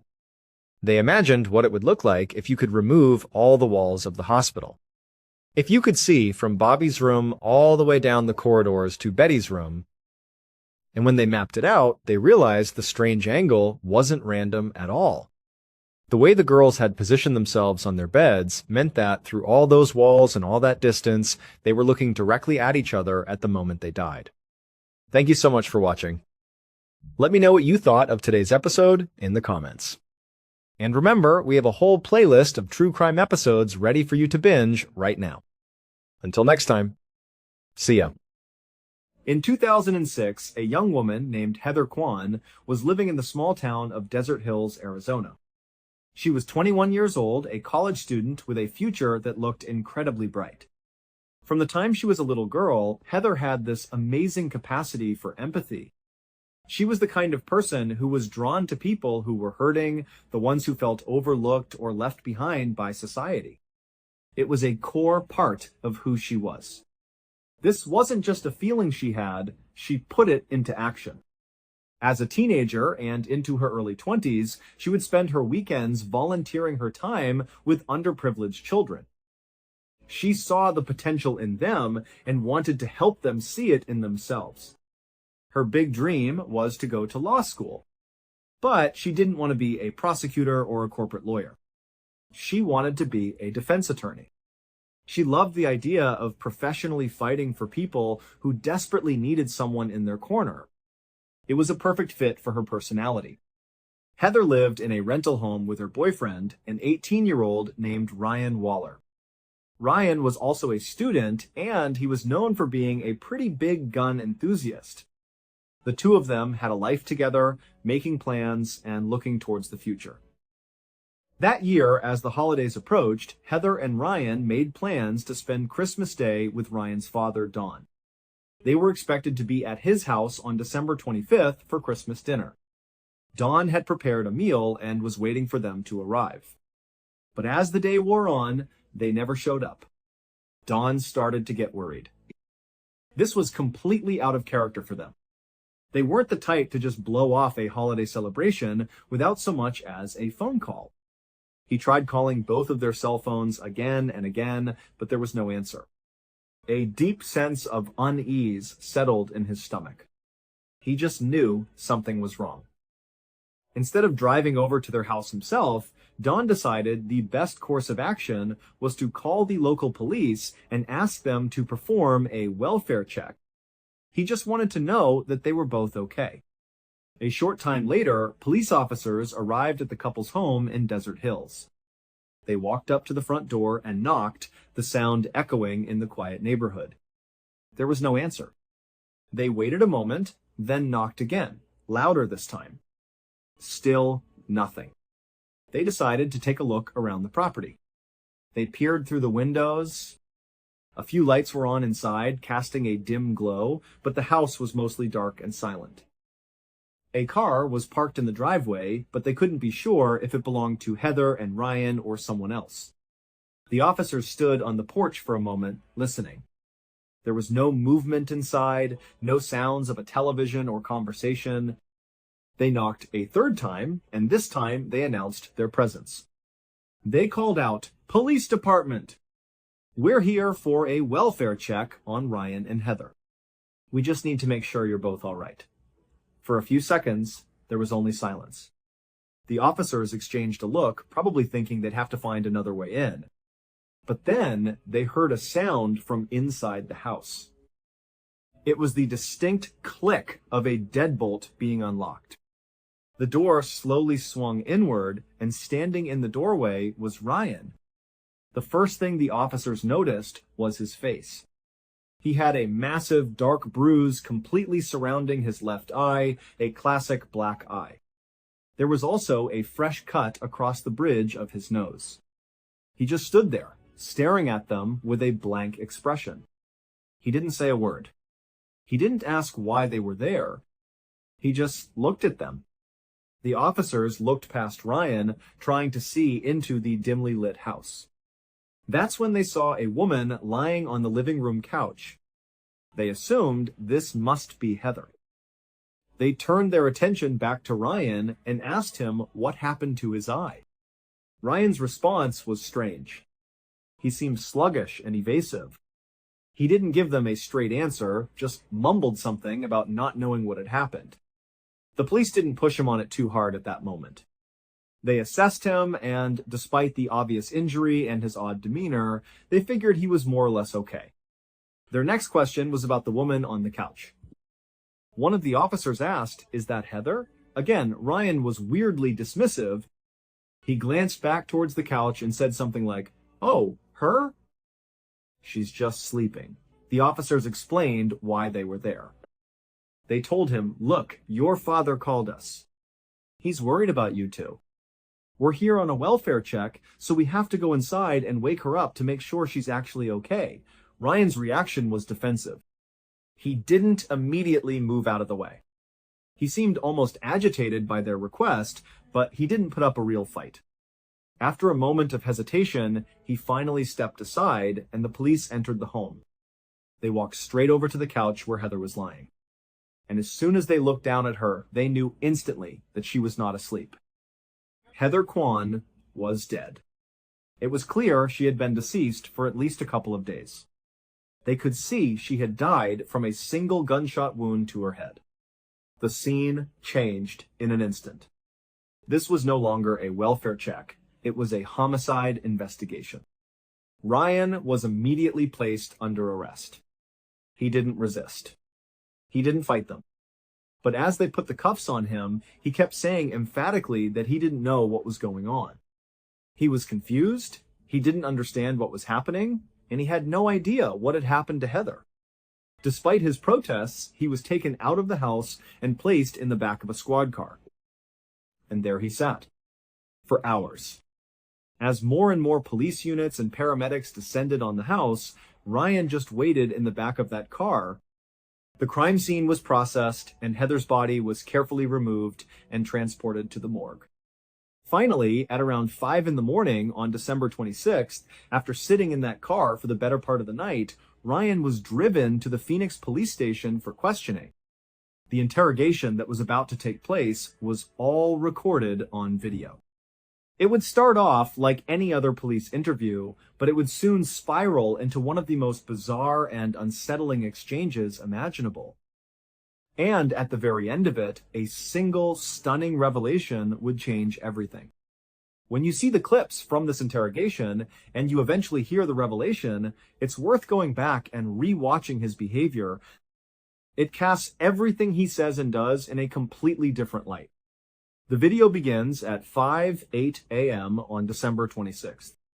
Ryan is led into a small, plain interrogation room. He's wearing a white jumpsuit. It's unclear if it was issued by the police or if it was his own, but it looks like standard jail attire. He has no shoes or socks on. His hands are not cuffed. He walks into the room and sits down in a chair tucked into a back corner. The chair is next to a small table, and on the other side of that table is another empty chair. Ryan sits down, facing the middle of the room. He's quiet, almost motionless. He just sits there, staring into space. After a moment, he seems to notice a single handcuff that's attached to a metal bar on the table. In many interrogations, a suspect would be cuffed to this table. But Ryan had been brought in uncuffed. He had received no instructions from the officers to secure himself. But for some reason, he picks up the handcuff and fastens it around his own wrist. He is now tethered to the table by his own choice. After handcuffing himself, Ryan leans forward, puts his arms on the table, and rests his head in his arms. He stays like this for about 5 minutes. Every so often, he lets out a low groaning sound, but mostly he's just silent and still. Then, without any warning, he makes a much louder moaning sound and suddenly stands up as if he's decided to just walk out of the room. But as he takes a step, the handcuff he put on himself pulls him up short. He's stuck. He looks down at the cuff, seemingly confused about why he can't move, but he doesn't dwell on it. Instead, he just reaches across the table, grabs a blank piece of paper that's sitting there, and then sits back down. He crosses his legs and just starts staring at the empty sheet of paper. At 5:17 a.m., about 9 minutes after being left alone in the room, the door opens and a detective walks in. This detective's name was Dalton. He tells Ryan that they need to take pictures of his feet, and he instructs him to put his feet up on the table next to him. Ryan seems confused by the request, not really understanding what's happening, but he complies. He lifts his bare feet and places them on the table. Just then, another officer comes into the room carrying a camera and a forensic kit. This second officer then begins a slow, methodical 10-minute process of photographing and swabbing Ryan's feet. During these 10 minutes, Detective Dalton stays in the room with Ryan.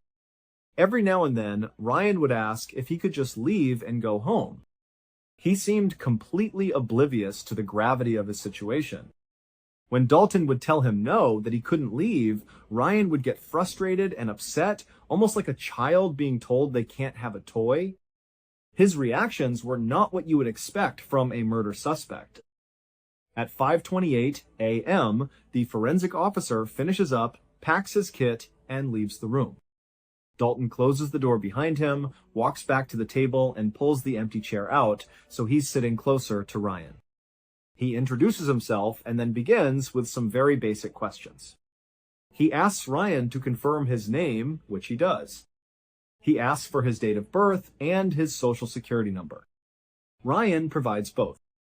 Then Dalton asks the big question, "Do you know why you're here?" And Ryan just says, "No." At this point, Dalton decides to formalize the interview. He says, "Okay, let's just stop for a second. I'm going to read you your rights." And it's at this moment that Ryan's behavior goes from being just strange to being deeply, deeply bizarre. When Dalton says he needs to read him his rights, Ryan just stares at him with a blank look. He doesn't seem to process what the words mean. Dalton seems to notice this lack of comprehension, so he tries to make it a little more relatable. He says, "Hey Ryan, I'm going to read you your rights, just like they do on TV. Like on Cops, or Law and Order, or CSI. You've seen those shows, right?" Ryan's response is a simple, flat no. Dalton is a bit taken aback. He asks, "You've never seen a cop show where they read people their rights?" At this, Ryan's demeanor suddenly shifts. The robotic blankness is gone, replaced by a defensive look. He quickly changes his answer. "Oh yeah, I have." Yeah. It was obvious to Dalton that Ryan was lying about something completely insignificant. It didn't matter one bit whether he'd seen a crime show on television. There was a weird, tense silence in the room for a moment. It seemed like Dalton knew he was lying, and Ryan just looked confused. But Dalton decides not to press the issue. He just moves on and reads Ryan his Miranda rights. After he's done, he gets back to the basic questions. His next one is, "Hey Ryan, what was the highest grade you completed in school?" Ryan isn't looking at Dalton anymore. He's staring off to the side of the room, that blank expression back on his face. When asked the question, he just says, "I don't know." Dalton is incredulous. "You don't know what grade you finished in school?" Ryan says, "No, I don't know." Then, after a pause, he adds, eighth grade? Just like before, he's changed his answer abruptly as soon as he's challenged. Dalton is probably thinking that this is another lie, but again, it's such a small, pointless thing to lie about. But a pattern is starting to form. It's becoming hard for the detective to trust anything Ryan says when he can't even be truthful about things that have no bearing on the case. But Dalton keeps going. He asks a follow-up question based on Ryan's claim of an 8th grade education. He says, okay, so did you get your GED? A GED is a high school equivalency diploma. If Ryan only finished 8th grade, he wouldn't have graduated high school, so it was a logical next question. The answer should be a simple yes or no. But Ryan's answer was anything but simple. It was contradictory and weird, and it started to paint a picture of someone who was just not processing reality correctly. Dalton asks him, do you have a GED? Ryan says, I don't know. The detective presses, you don't know what? And Ryan just repeats, I don't know. I don't know. I just want to go home. Dalton tells him he's not going home right now, and then circles back. What's the highest grade that you completed? And Ryan answers, B. Clearly confused, Dalton clarifies, no, not a letter grade. I'm asking, did you graduate high school? Ryan says, no. Dalton confirms, and the highest you went was 8th grade. Ryan says, yep. Finally, Dalton asks, do you know how to read and write, Ryan? And Ryan says, yeah. The conversation about his education has gone absolutely nowhere. Dalton, again, chooses not to get bogged down in the inconsistencies and just moves the interrogation forward. He starts asking about Heather. He begins by asking Ryan if he has a girlfriend. Now, Dalton already knows the answer to this. The initial welfare check was for Ryan and his girlfriend, Heather. Don Waller would have told the dispatcher they were a couple. So Dalton knows they're in a relationship, but he wants to hear it from Ryan. He asks, do you have a girlfriend? And Ryan says no. It's a clear lie. Dalton goes along with it and rephrases. Okay, well, do you know a girl named Heather? Ryan says, yes, I do. But when he starts to describe Heather, his description is completely wrong. He says Heather is a 16 or 17-year-old girl, even though she was actually 21. He says he thinks her last name is Kimmin, but he's not sure. He says she uses different nicknames and names, but he believes it's Kimmin. Her actual last name was Kwan. Dalton is aware of all these discrepancies, but he just keeps the questions coming. He changes the subject back to Ryan's injury. He asks, what happened to your face? You've got that huge bruise. What happened? At first, Ryan says he doesn't know. But Dalton keeps pressing him, asking again and again how he got the bruise on his face. And eventually Ryan starts to talk. He tells the detective, I don't know. I think it was Heather. He says it was an accident, that he forgets why she hit him. For Dalton and for the other officers, this was a confession. Their theory from the beginning was that Ryan had killed Heather. They believed the bruise on his face was from Heather fighting for her life before he murdered her. So, when Ryan says the mark on his face is from Heather, even though he claims it was an accident, to Detective Dalton, it was the same as him saying, I killed her. Dalton tries to get more specific details about the fight that he believes took place between Ryan and Heather. But as he pushes for more information, his tone becomes more aggressive. Ryan seems to pick up on this and becomes very defensive. He starts throwing out random pieces of information, and most of it sounds completely made up. He suggests that there were 2 or 3 other people in the house on the night Heather was killed. But it's unclear if these people were even real. It just seemed like Ryan was panicking and was just saying anything that came into his head. At a certain point, Dalton feels like the interview is spiraling out of control. He decides he needs to refocus the conversation. He just stops Ryan mid-sentence and says, Ryan, there is a dead girl in your house, and I need information. He looks him straight in the eye and says, there's a dead girl in your living room. And Ryan asks, she's dead? Dalton says, yes. Ryan then asks, Heather? Dalton says he doesn't know. He just knows the girl on the couch is dead, and he needs to know what happened. The interesting thing about this moment is Ryan's reaction. When he's told for the first time in the interrogation that there's a dead girl in his house, he reacts with what looks like genuine, absolute surprise. It's the only time during the entire interview from start to finish where Ryan's posture changes. He sits forward in his chair. He perks up. For a brief moment, he seems relatively normal. He's not acting confused or bizarre.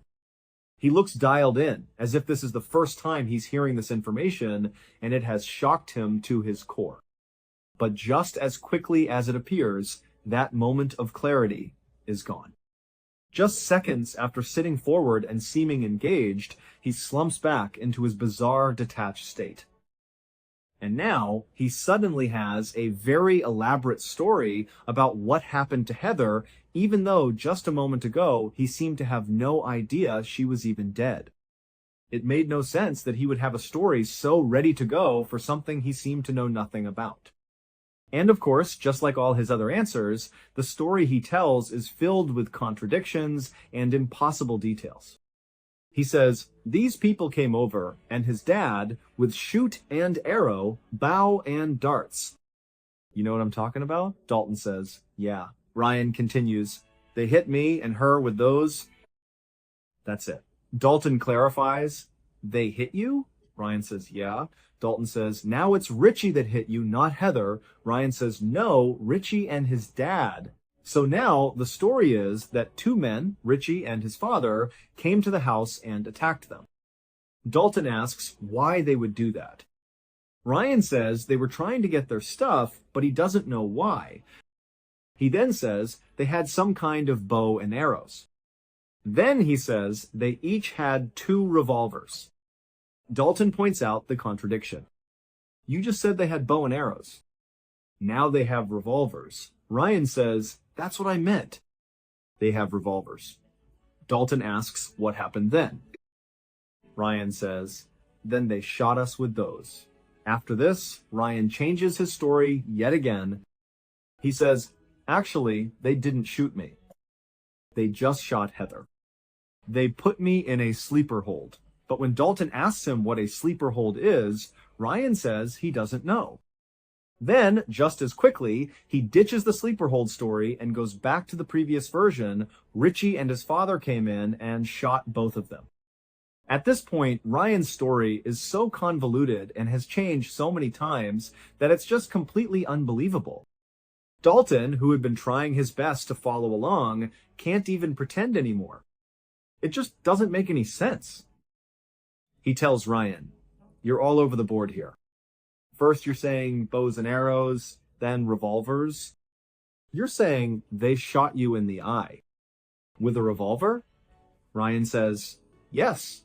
Dalton tells him, you wouldn't be talking to me right now. You'd most likely be dead. Ryan says, that's what I thought too, man. I really don't know. Dalton tries to piece the story together. So you got shot first? Ryan says yes. What happened? Did you fall to the ground? Ryan says, yeah, he was trying to get up, but he couldn't. And then she got shot? Ryan says, yes. What did you do? Did you call 911? Did you check if she was alive? And Ryan gives the most chilling answer yet. He says, she was sleeping still, and that's it. I just let her sleep. Dalton is stunned. She got shot in the side of the face and you let her sleep? Ryan just says, yes. Dalton finally loses his patience. This does not make sense, Ryan. After this exchange, the detective goes full bad cop. He openly and repeatedly accuses Ryan of shooting and killing Heather. But Ryan just continues to deny it, saying he doesn't know anything, that he didn't do it. His answers remain nonsensical and contradictory. Nothing is adding up. Finally, at 5:52 a.m., after nearly 45 minutes of this, Dalton is at a complete loss. He doesn't know how to handle Ryan. He firmly believes Ryan is guilty, but nothing Ryan has said is a credible confession. Nothing he has said makes any logical sense at all. The detective is just sitting there trying to figure out his next move. And then, he notices something. He sees something on Ryan's face, near his nose. He tells Ryan to come closer, that he needs to get a better look. He says, "Let me see your nose. Put your legs down." "Bring your face closer." Ryan complains that his head hurts, but he leans forward. Dalton looks closely at his face, and that's when he saw it. What Detective Dalton had finally discovered after hours of treating Ryan as a suspect were bullet holes. There were 4 of them in Ryan's face and head. Ryan hadn't committed a crime. He was a victim, just like Heather. The only difference was that somehow, against all odds, Ryan had survived the attack. The real story had happened 2 days before that welfare check on December 23rd. 2 men had broken into Ryan and Heather's house. They were 23-year-old Richie Carver and his 54-year-old father, Larry Carver. The very same Richie and Richie's father that Ryan had been talking about during his confused interrogation. They were at the house for revenge. About a month earlier, Richie had been living with Ryan and Heather, but he started making unwanted advances toward Heather. She told Ryan, who became furious. The 2 men got into a huge fight, and Ryan kicked Richie out of the house. Richie was humiliated and enraged, and he began to plot his revenge. On December 23rd, he and his father went to the house to carry it out. They went to the back of the house, and Ryan saw them through a glass door near the kitchen. He ran to the door to try and hold it shut to stop them from getting inside. But Richie and Larry managed to force the door open just enough for Richie to stick his hand and the gun he was holding inside. He shot Ryan point blank twice in the face. The first bullet entered through his nose, passed through his nasal cavity, and exited the other side of his nose. That bullet then re-entered his head, going through his left eye socket and lodging deep inside his brain. The impact also broke off 6 fragments of his skull, which were pushed into his brain along with the bullet. That single shot created 3 of the bullet holes. The second bullet that was fired hit the side of Ryan's head. It didn't penetrate his skull, so the bullet itself didn't enter his brain, but it hit with enough force to fracture his skull, creating a 4th bullet hole. Ryan immediately dropped to the ground unconscious. The Carvers assumed he was dead. They forced the door the rest of the way open, stepped over Ryan's body, and walked into the living room. There, they found Heather cowering on the sofa. Richie walked right up to her, put the gun to her head, and fired a single shot. After she fell, the 2 men stole a few items from the house and then fled. They were eventually caught, and both are now serving life sentences for their crimes. It's believed that Heather died instantly, but Ryan didn't. At some point, maybe a few hours after being shot, he regained consciousness. But he had suffered catastrophic brain damage. He wouldn't have known what was happening. He didn't know what had just transpired. He saw his girlfriend, Heather, lying on the couch, and in his damaged mind, he simply thought she was asleep. So he went to his bedroom and fell asleep himself.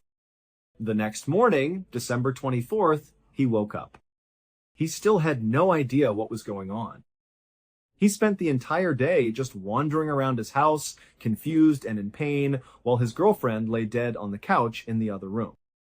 After a full day of this mindless confusion, he went back to bed. He woke up on Christmas Day, December 25th, and spent another full day in the same state, just wandering around the house, believing Heather was simply in a deep sleep. And then, the welfare check was called in. When the police arrived and saw Ryan's bruised face and strange behavior, they jumped to the most obvious conclusion that he had killed Heather. And this assumption dictated every action they took from that moment on. If they had considered for a second that he might also be a victim, they would have sought immediate medical attention for the very visible wound on his face. But they didn't. They saw the bruise as evidence of her fighting back before he killed her. So they gave him no medical care at all. Instead, he was put in the back of that police car, where he sat for 6 hours with no medical intervention. And during every single one of those hours, the bleeding and swelling inside his head were causing more and more irreversible brain damage. The clock had been ticking from the moment they found him, and for hours they let it tick away. After the long wait, he was taken to the police station. And again, no one gave him any medical care. He was put straight into an interrogation room where he was questioned for nearly 2 more hours, even though he had 4 bullet holes on his face that no one seemed to notice or take seriously. Every second that passed, his brain was being further destroyed. And then finally, at the end of that torturous interrogation, Detective Dalton, probably thinking to himself that something was seriously wrong with this guy, stepped back from trying to get a confession. He looked at him not as a killer, but as a person. And that's when he finally saw the holes in his face and realized a terrible, terrible mistake had been made. He immediately called for an ambulance. When the fire department paramedics arrived in the interrogation room, you could hear the disbelief in their voices as the situation was explained to them. One of them said to the other, "You're not going to believe this one." They noted the possible entrance and exit wounds and that Ryan was acting like he had a serious head injury, which, of course, made perfect sense. Ryan was rushed to the hospital for emergency surgery. The surgeons were able to save his life, but it came at a devastating cost. They had to remove a large portion of his brain to relieve the pressure, and they also had to remove his left eye. Some reports say both of his eyes were removed. Regardless, after the surgery, Ryan was no longer the same person. The brain damage was so extensive that he could no longer live independently. He couldn't take care of himself. He had to move back in with his parents, who became his full-time caregivers for the rest of his life. 10 years later, Ryan died from a seizure that was a direct result of the injuries he sustained in that attack. His death was also directly connected to the critical lack of medical care he received in those first 8 hours after police found him. In the wake of this public mishandling of the case, the Phoenix Police Department conducted an internal investigation. However, no one was ever disciplined, at least not publicly. As for Ryan's family, they would have had a strong case for a lawsuit against the police department, but they chose not to file one. They said, "The only thing we want is our son back, and a lawsuit will not give us that." Thank you so much for watching. Let me know what you thought of today's episode in the comments. And remember, we have a whole playlist of true crime episodes ready for you to binge right now. Until next time. See ya. In South China, there's a stretch of wilderness that calls to hikers from all over. It's a trail that runs for about 100 kilometers, a path known as the Mleho Trail. At first glance, it looks like any other beautiful hiking route, winding through forests and over mountains. But when you start to look into it, when you read what other people have experienced out there, a different picture starts to form. Some of the stories are genuinely unsettling. And today, I'm going to tell you one of them. It's about a man who decided to hike the Mleho Trail all by himself. And out there, in the quiet of the wilderness, he came into contact with something that he, and really nobody else, has ever been able to explain. On the morning of the 18th of June 2016, a 45-year-old man named Zhang Shanpeng found himself standing at the trailhead. Zhang was not a professional adventurer, not by a long shot. He was an accountant who lived and worked in the sprawling, noisy heart of a nearby city. His life was a predictable rhythm of numbers, spreadsheets, and deadlines. Hiking was his escape. It was the one place where the noise of the city was replaced by the sound of the wind, and the rigid lines of buildings gave way to the unpredictable curves of nature. He was an experienced hiker, confident in his abilities. He'd spent countless weekends on trails just like this one, and he felt a sense of peace whenever he had a backpack on and a long path in front of him. He had chosen the Mleho Trail specifically because of its reputation for beauty and challenge. He knew it was located on what was called the Saikong Peninsula and that the trail itself was about 62 miles long. It crossed through dense forests, climbed steep mountains, and followed the paths of clear streams. He'd also read about the dangers. The weather was notoriously fickle, with sudden, violent storms known to roll in with almost no warning. But Jiang had checked the forecast meticulously. It was supposed to be clear and sunny, a perfect day for a long hike. He felt prepared. So, standing there at the entrance, he took a moment to soak it all in. He reached into his backpack, pulled out his smartphone, aimed it down the path that disappeared into the trees, and took a picture. He wanted to capture the beginning of his adventure. But before Jiang could even take his first step onto the dirt path, something truly strange happened. The sky, which had been a brilliant blue just moments before, suddenly shifted to a dark, almost sickly greenish color. It was a hue he had never seen in the sky before. And then a massive clap of thunder echoed through the mountains, a sound so loud it felt like it was right on top of him. Almost instantly, a furious storm was raging overhead. Rain started lashing down, and the wind howled through the trees. Jiang was stunned. He just stood there, watching this incredible, impossible storm materialize out of thin air. He was completely unprepared for this. His gear was for a sunny day, not a torrential downpour. He started to question his whole plan. Maybe this was a sign. Maybe he should just turn around, get back in his car, and go home. It was clearly too dangerous to continue. But as he was weighing his options, just as suddenly as it had started, the storm stopped.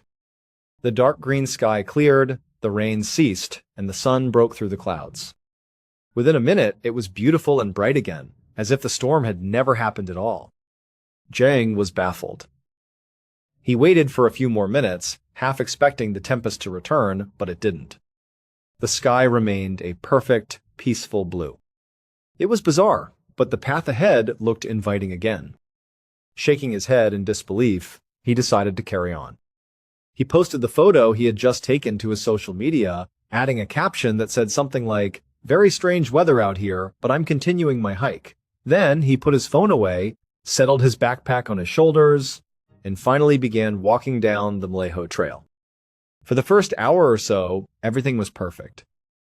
The air was warm but not too hot, his pack felt light on his back, and the views were absolutely breathtaking.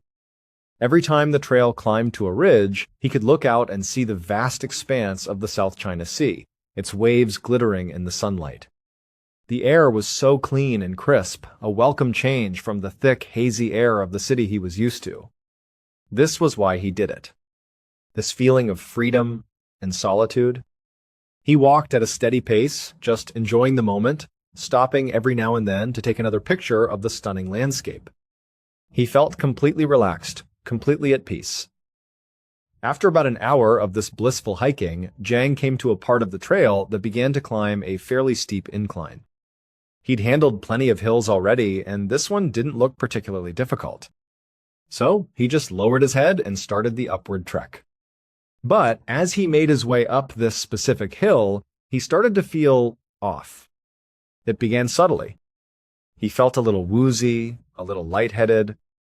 He chalked it up to the exertion of the climb. But then came a more specific and much stranger sensation. He began to feel like the air all around him was getting incredibly hot. It wasn't just the sun on his skin. It felt like he was walking into an invisible oven, like someone was slowly turning up a thermostat all around him. The heat became more and more intense. He stopped for a moment to try and catch his breath, wiping sweat from his forehead. But pausing didn't help. The heat just got worse, pressing in on him from all sides. He started to feel delirious, his thoughts becoming jumbled and confused. He knew he was close to the top of the hill, he could see the crest just ahead, but it felt like he couldn't take another step. The world began to spin around him, the vibrant greens of the forest blurring into a dizzying vortex. And then, his legs gave out. He stumbled, tumbled to the ground, and everything went black. The first thing Jiang was aware of was the feeling of cool grass against his cheek. He was lying face down on the trail. He groaned, slowly opening his eyes and pushing himself up into a sitting position. He felt incredibly disoriented. He had no idea how long he'd been unconscious. He guessed it couldn't have been more than a few minutes. But as his vision cleared and he got his bearings, he noticed something was very wrong. The sky was completely dark. When he had passed out, it was the middle of the day with the sun high overhead. His first thought was that another one of those bizarre storms had rolled in, blotting out the sun. That had to be it. It couldn't possibly be nighttime. He couldn't have been lying there for hours. Then he reached into his bag, pulled out his phone to use its light, and his heart sank. The screen lit up, showing the time, 8 p.m. There was no storm. It was truly night. He had been unconscious on the trail for nearly 12 hours. As he stared at his phone, trying to process this impossible fact, it started to ring. He looked at the screen and saw it was his wife. A wave of guilt washed over him. He was supposed to have been home hours ago. She must have been worried sick. He quickly tried to compose himself, pushing down his own confusion and growing panic. He answered the call, and in the most cheerful voice he could manage, he told her that everything was fine. He explained that he was just running late, that the hike had taken longer than he expected, and that he would be home soon. She sounded relieved, and after a short conversation, she said okay, and they hung up. After the call, Jang put his phone back in his backpack and pulled out his flashlight. He clicked it on, its beam cutting a sharp cone of light into the profound darkness of the forest. He stood up, feeling a bit shaky, and did a quick check on himself. He patted down his arms and legs, looking for any cuts, scrapes, or bruises. He had no idea what had happened to him or what condition he was in. But after a thorough check, he seemed to be physically okay. He was still very disoriented and his head felt foggy, but there were no obvious injuries. Even though he couldn't begin to understand what was happening, he knew what he had to do. He needed to turn around, get back to his car, and get home as quickly as possible. So he slung his backpack over his shoulders, pointed his flashlight down the trail, and started walking back the way he came. As Jang made his way through the pitch-black forest, he felt a deep sense of unease. He kept telling himself that he would be home soon, that this strange episode would be over, and everything would be fine. But the further he walked, the more this feeling grew that something was fundamentally wrong. And then he realized what it was. The forest, which had been so full of life and sound earlier in the day, the chirping of insects, the rustling of small animals, the gentle gurgle of a nearby stream, was now completely unnaturally silent. There were no crickets, no rustling leaves, nothing. Even the stream he knew should be close by was making no sound at all. It was like he was walking through a vacuum, a total void of sound. The silence was so absolute, it was deafening. It was incredibly eerie. He stopped walking and just stood there, listening intently. It was as if the entire world had been put on mute. A real sense of fear started to creep in. He began sweeping the beam of his flashlight back and forth, cutting through the darkness, not even sure what he was looking for. And as his light danced across the trees in the path, he had another chilling realization. The area he was in did not look familiar at all. He had only walked a few steps from where he had woken up, but it was as if he had been transported to a totally different section of the trail. The trees were different, the shape of the path was wrong. He turned his flashlight back to the spot where he believed he had fallen, where he had laid unconscious for 12 hours. He looked at the grass. It was untouched. There was no impression, no flattened area where his body would have been. It was as if he had never been there at all. It was like he had been picked up from one place and dropped in another without any memory of it happening. When Jang had spoken to his wife, he had been careful to hide his growing panic. But now, the situation was spiraling out of control. He truly did not understand what was happening, and he knew he was in serious trouble. He needed to call for help. He swung his backpack around to his front to get his phone. He unzipped the main compartment and reached inside. But his hand met with nothing. The bag was completely empty. His phone was gone. His water bottle, his extra snacks, his first aid kit, everything was gone. Just minutes ago, when he had called his wife, the bag had been full. He knew it had been. There was no way he could have lost everything so quickly. It had all been there, and now it had simply vanished. Desperately, he shone his flashlight on the ground all around him, searching frantically. He walked back in the direction where he thought he had woken up, his light scanning every inch of the trail. Maybe his things had fallen out when he passed out, but he found nothing. It was all just gone. At this point, with the silence, the unfamiliar surroundings, and his missing supplies, the fear became overwhelming. Jang completely lost his composure.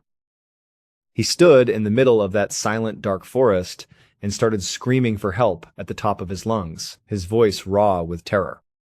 He screamed and screamed until his throat was sore. But the only response was the echoing of his own voice, which was quickly swallowed by the oppressive silence. And then, not long after his screaming subsided, that strange, heavy feeling started to creep back into his head. The world started to swim around him again. He felt his strength leave him, and he sank to the ground, put his head in the dirt, and closed his eyes. When Jang woke up, the world was bright again. Sunlight was filtering through the trees. And he found himself, impossibly, back at the original spot where he had first collapsed on that steep incline. The first thing he did, as soon as he was conscious, was reach into his backpack, a sliver of hope in his mind that maybe his phone and supplies would have magically reappeared. But no. When he reached inside, the bag was still empty. So on one hand, he was still completely lost in this bizarre, nonsensical experience. He couldn't understand what was happening to him. But on the other hand, a more practical and urgent thought was taking hold. He had no phone. He couldn't call for help. He was well and truly stuck out here. He wondered what he was going to do. And then it dawned on him. It had been at least several hours since he last spoke to his wife. She was expecting him home the previous night. By now, she must be frantic. Surely, she would have called the police. That meant there was probably a search party already out here looking for him. A surge of hope ran through him. Maybe he wasn't alone after all. Feeling a bit more optimistic, despite his deep confusion, Jang scooped up his empty backpack, put it on, and started walking down the trail again, heading back in the direction he believed would lead to his car. Phelpy periodically called out, shouting for help, hoping that a search party or even just another hiker was nearby and would hear him. But after walking for what felt like over an hour, he still hadn't reached the trailhead. The forest was still eerily, unnervingly silent. He hadn't seen or heard another living soul. He was totally and completely alone. Jang started to wonder if his strategy was wrong. Maybe his best bet wasn't to try and hike his way out. Maybe he should just stay in one place and wait. If there was a search party, they would eventually find him. It seemed like a more sensible plan than wandering aimlessly through an increasingly strange and unfamiliar forest. But as he was considering this, he looked up ahead around a bend in the trail, and he saw something he had not seen on his way in. There was a small pond. It was nestled amongst the trees, its surface perfectly still. And on the far side of this pond, he could just make out the shape of a person standing with their back to him. An enormous wave of relief washed over Jang. Finally, here was someone who could help him, someone who could get him out of this nightmare. He started walking faster, heading towards the pond. As he got closer, he cupped his hands around his mouth and called out a loud, clear hello, trying to get the person's attention. Now, in that moment, Jang expected one of two things to happen. Either the person would hear him, turn around, and see what he wanted, or they wouldn't hear him and would just continue to stand there. But neither of those things happened. The instant Jang's voice echoed across the water, the person began to sprint away from him, disappearing into the trees without ever turning to look back. Jang was in a crisis. He was desperate. This was the first person he had seen, and he couldn't let them get away. Acting on pure instinct, he took off running after them. He shouted the whole time, trying to reassure them, telling them he wasn't a threat, that he was lost and needed help. He reached the edge of the pond and ran around its perimeter, his eyes locked on the figure that was still running off into the woods. Jang was exhausted. He hadn't had any food or water for a long time, and he was not feeling his best. But somehow, fueled by pure adrenaline, he started to gain on the person.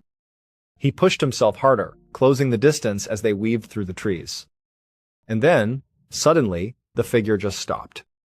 They didn't turn around. They just stood perfectly still in the middle of the woods.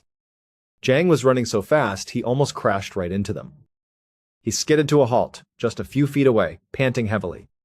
He stared at the back of this person, who still hadn't turned to look at him, not even once. Between gasps for air, Jang said, "Please, I need your help." He was completely out of breath. But the person in front of him, who had been running at a full sprint, wasn't breathing heavily at all. They weren't moving. They were just standing there, a silent statue with its back to him. And as Jang stood there, catching his breath and staring, he realized that something felt deeply wrong. And then, the person began to turn around to look at him. As they slowly rotated, an incredible sense of dread washed over Jang. He had chased this person down because he needed their help, but now that they were turning to face him, he was suddenly terrified. He didn't want to see their face. Something was horribly off. The person completed their turn and looked directly at Jang. And what he saw was so terrifying that he froze on the spot, his breath caught in his throat. He just stared, unable to believe his eyes. This was not a person. It was some kind of shadowy figure, a silhouette of a human, but with no features. There was no face, just a smooth, dark void. And it was staring right at him. Jang was paralyzed by fear. He couldn't move, couldn't breathe. He just looked right back at this impossible creature. And then the figure took an aggressive step towards him. And then another, and another, until it was just inches away from his face. Jang was so terrified he squeezed his eyes shut, bracing for the end, expecting to die at any second. A moment passed, and then another. When he finally found the courage to open his eyes, the figure was gone. For about 5 minutes, Jang just stood there, shaking, in utter disbelief of what he had just experienced. This entire ordeal had been terrifying, but that specific interaction with the shadow figure was on another level of horror. He had no way to process it. But after a few minutes, his survival instinct kicked in. He thought to himself, "I don't want to stay here and try to figure this out. I need to get out of here right now."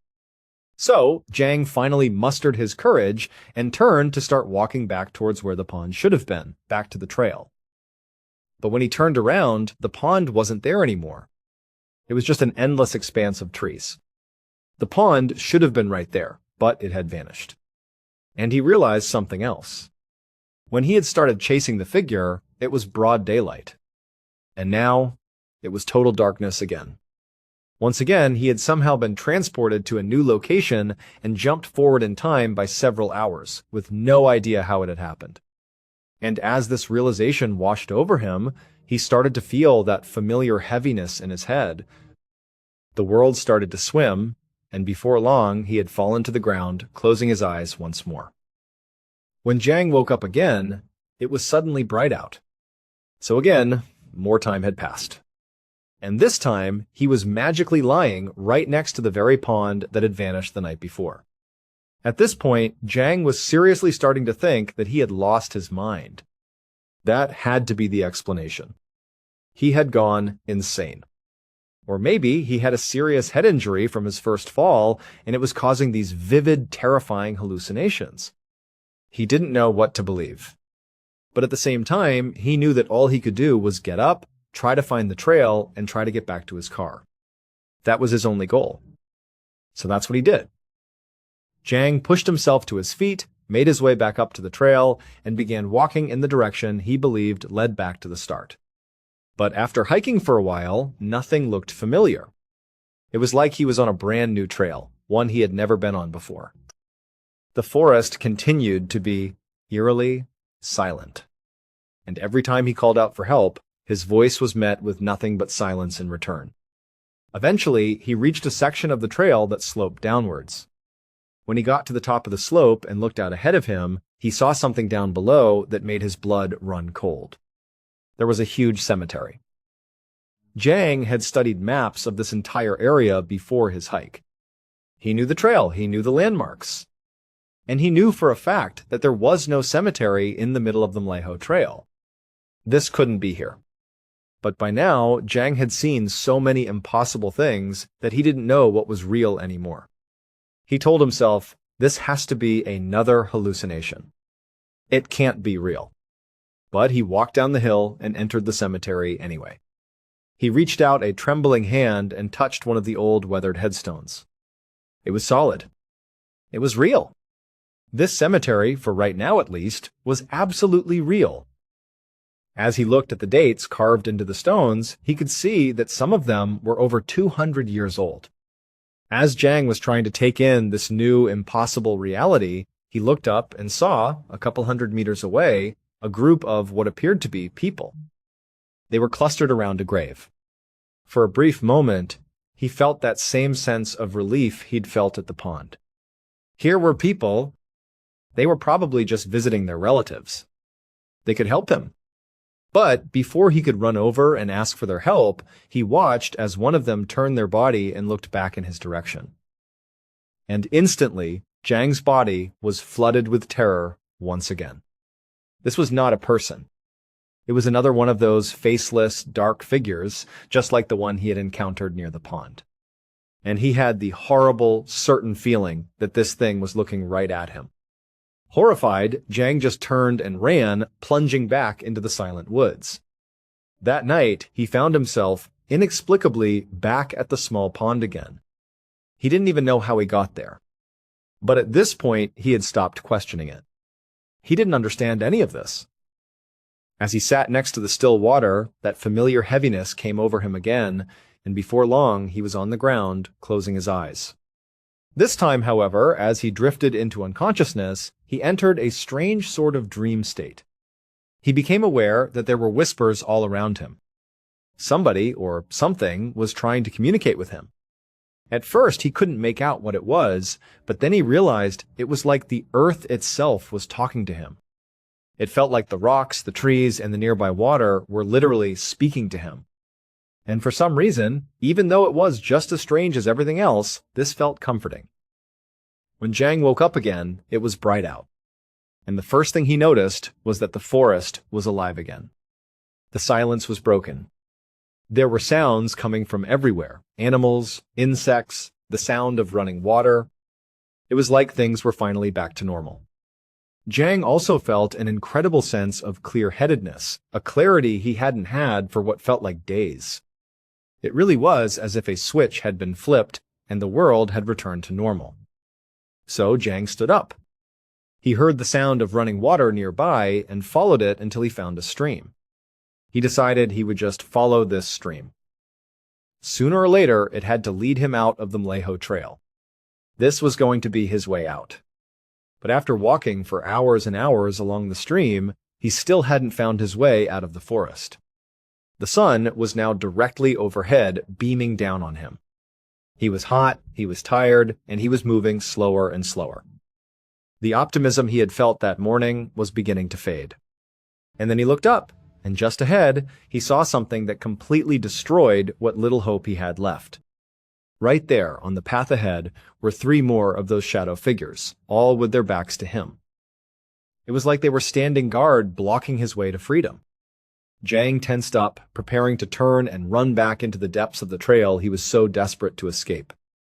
But then, one of the figures turned and looked directly at him.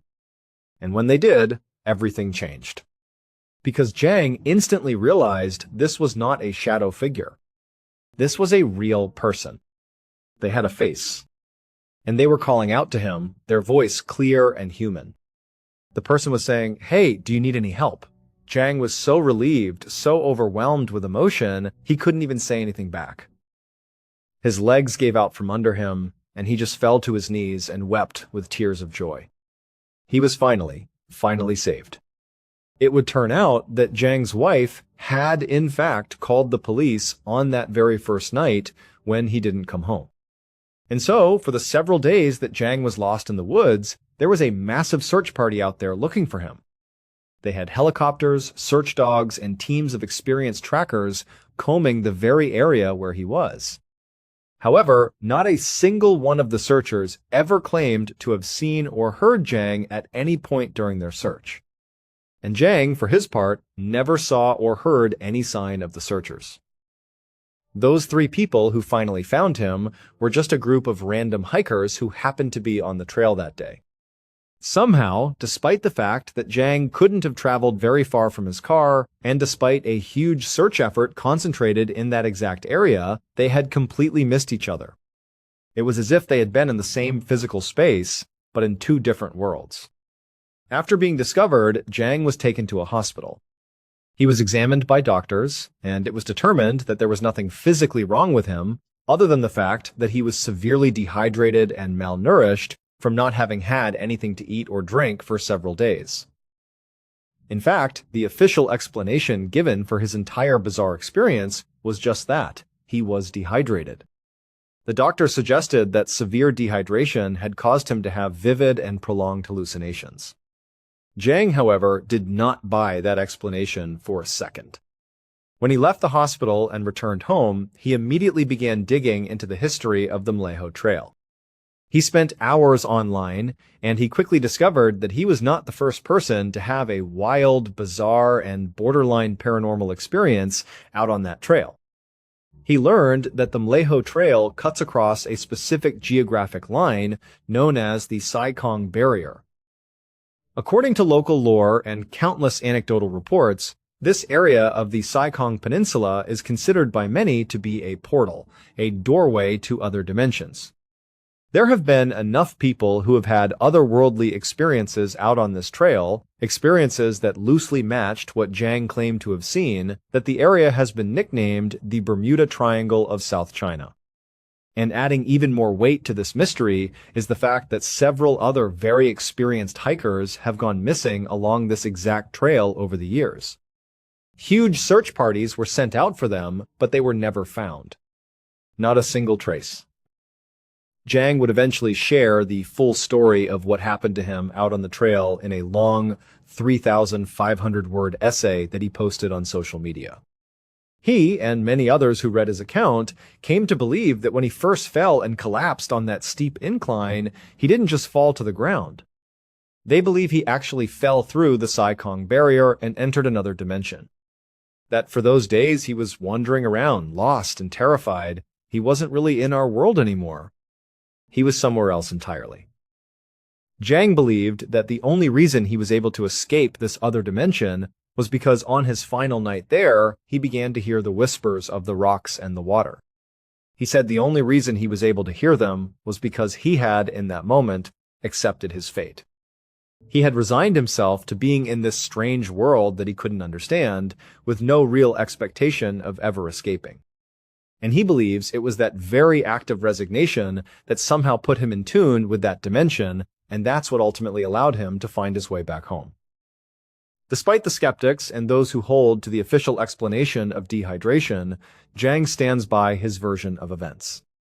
While his time on the Mleho Trail did not cause him any lasting physical harm, to this day he is still deeply haunted by what he experienced.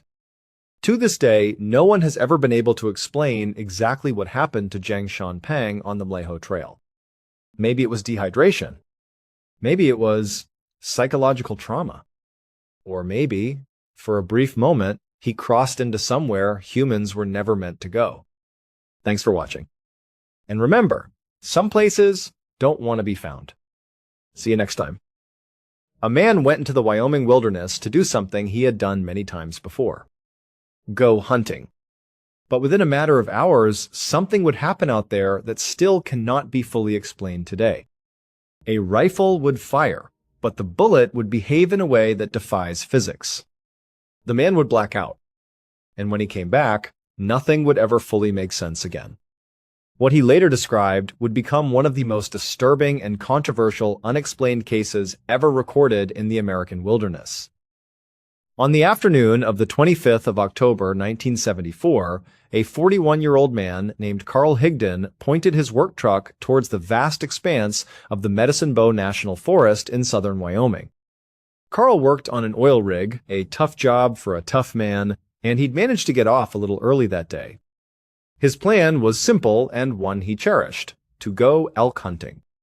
He wasn't just going anywhere, though. He'd heard whispers from other hunters about a specific spot, a place called McMarty Canyon, where the elk were said to be plentiful. As the truck ate up the miles on the paved road, Carl felt the tension from the work week just melt away. He looked out at the endless evergreen trees, the distant mountains capped with early-season snow, and a deep sense of calm settled over him. This was his element.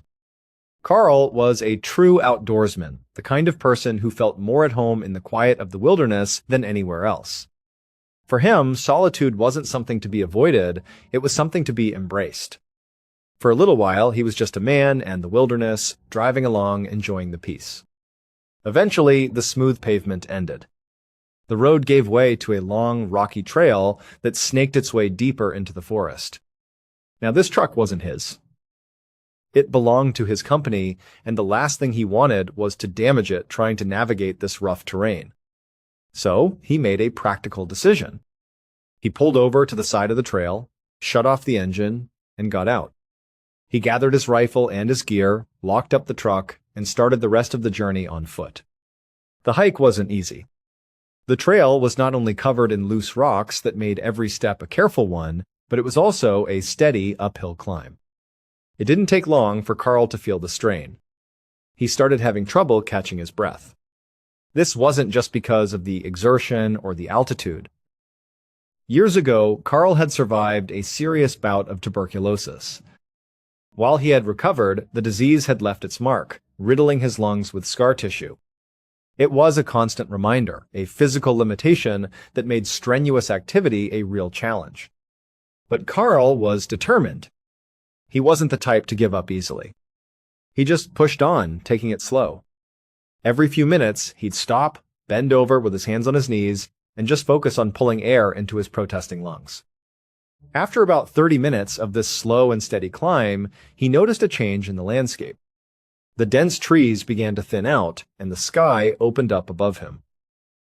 He had finally arrived. He was standing at the edge of McMarty Canyon. The place had a unique feel to it. It was like standing in a giant, natural bowl. The floor of the canyon was mostly flat, covered in shrubs, patches of grass, and a few scattered trees. All around the edges, tall hills rose up, creating that distinct bowl-like impression. Carl stopped for a moment, taking it all in, letting his breathing return to normal. He scanned the area, his hunter's eyes searching for any sign of movement. And then he saw them.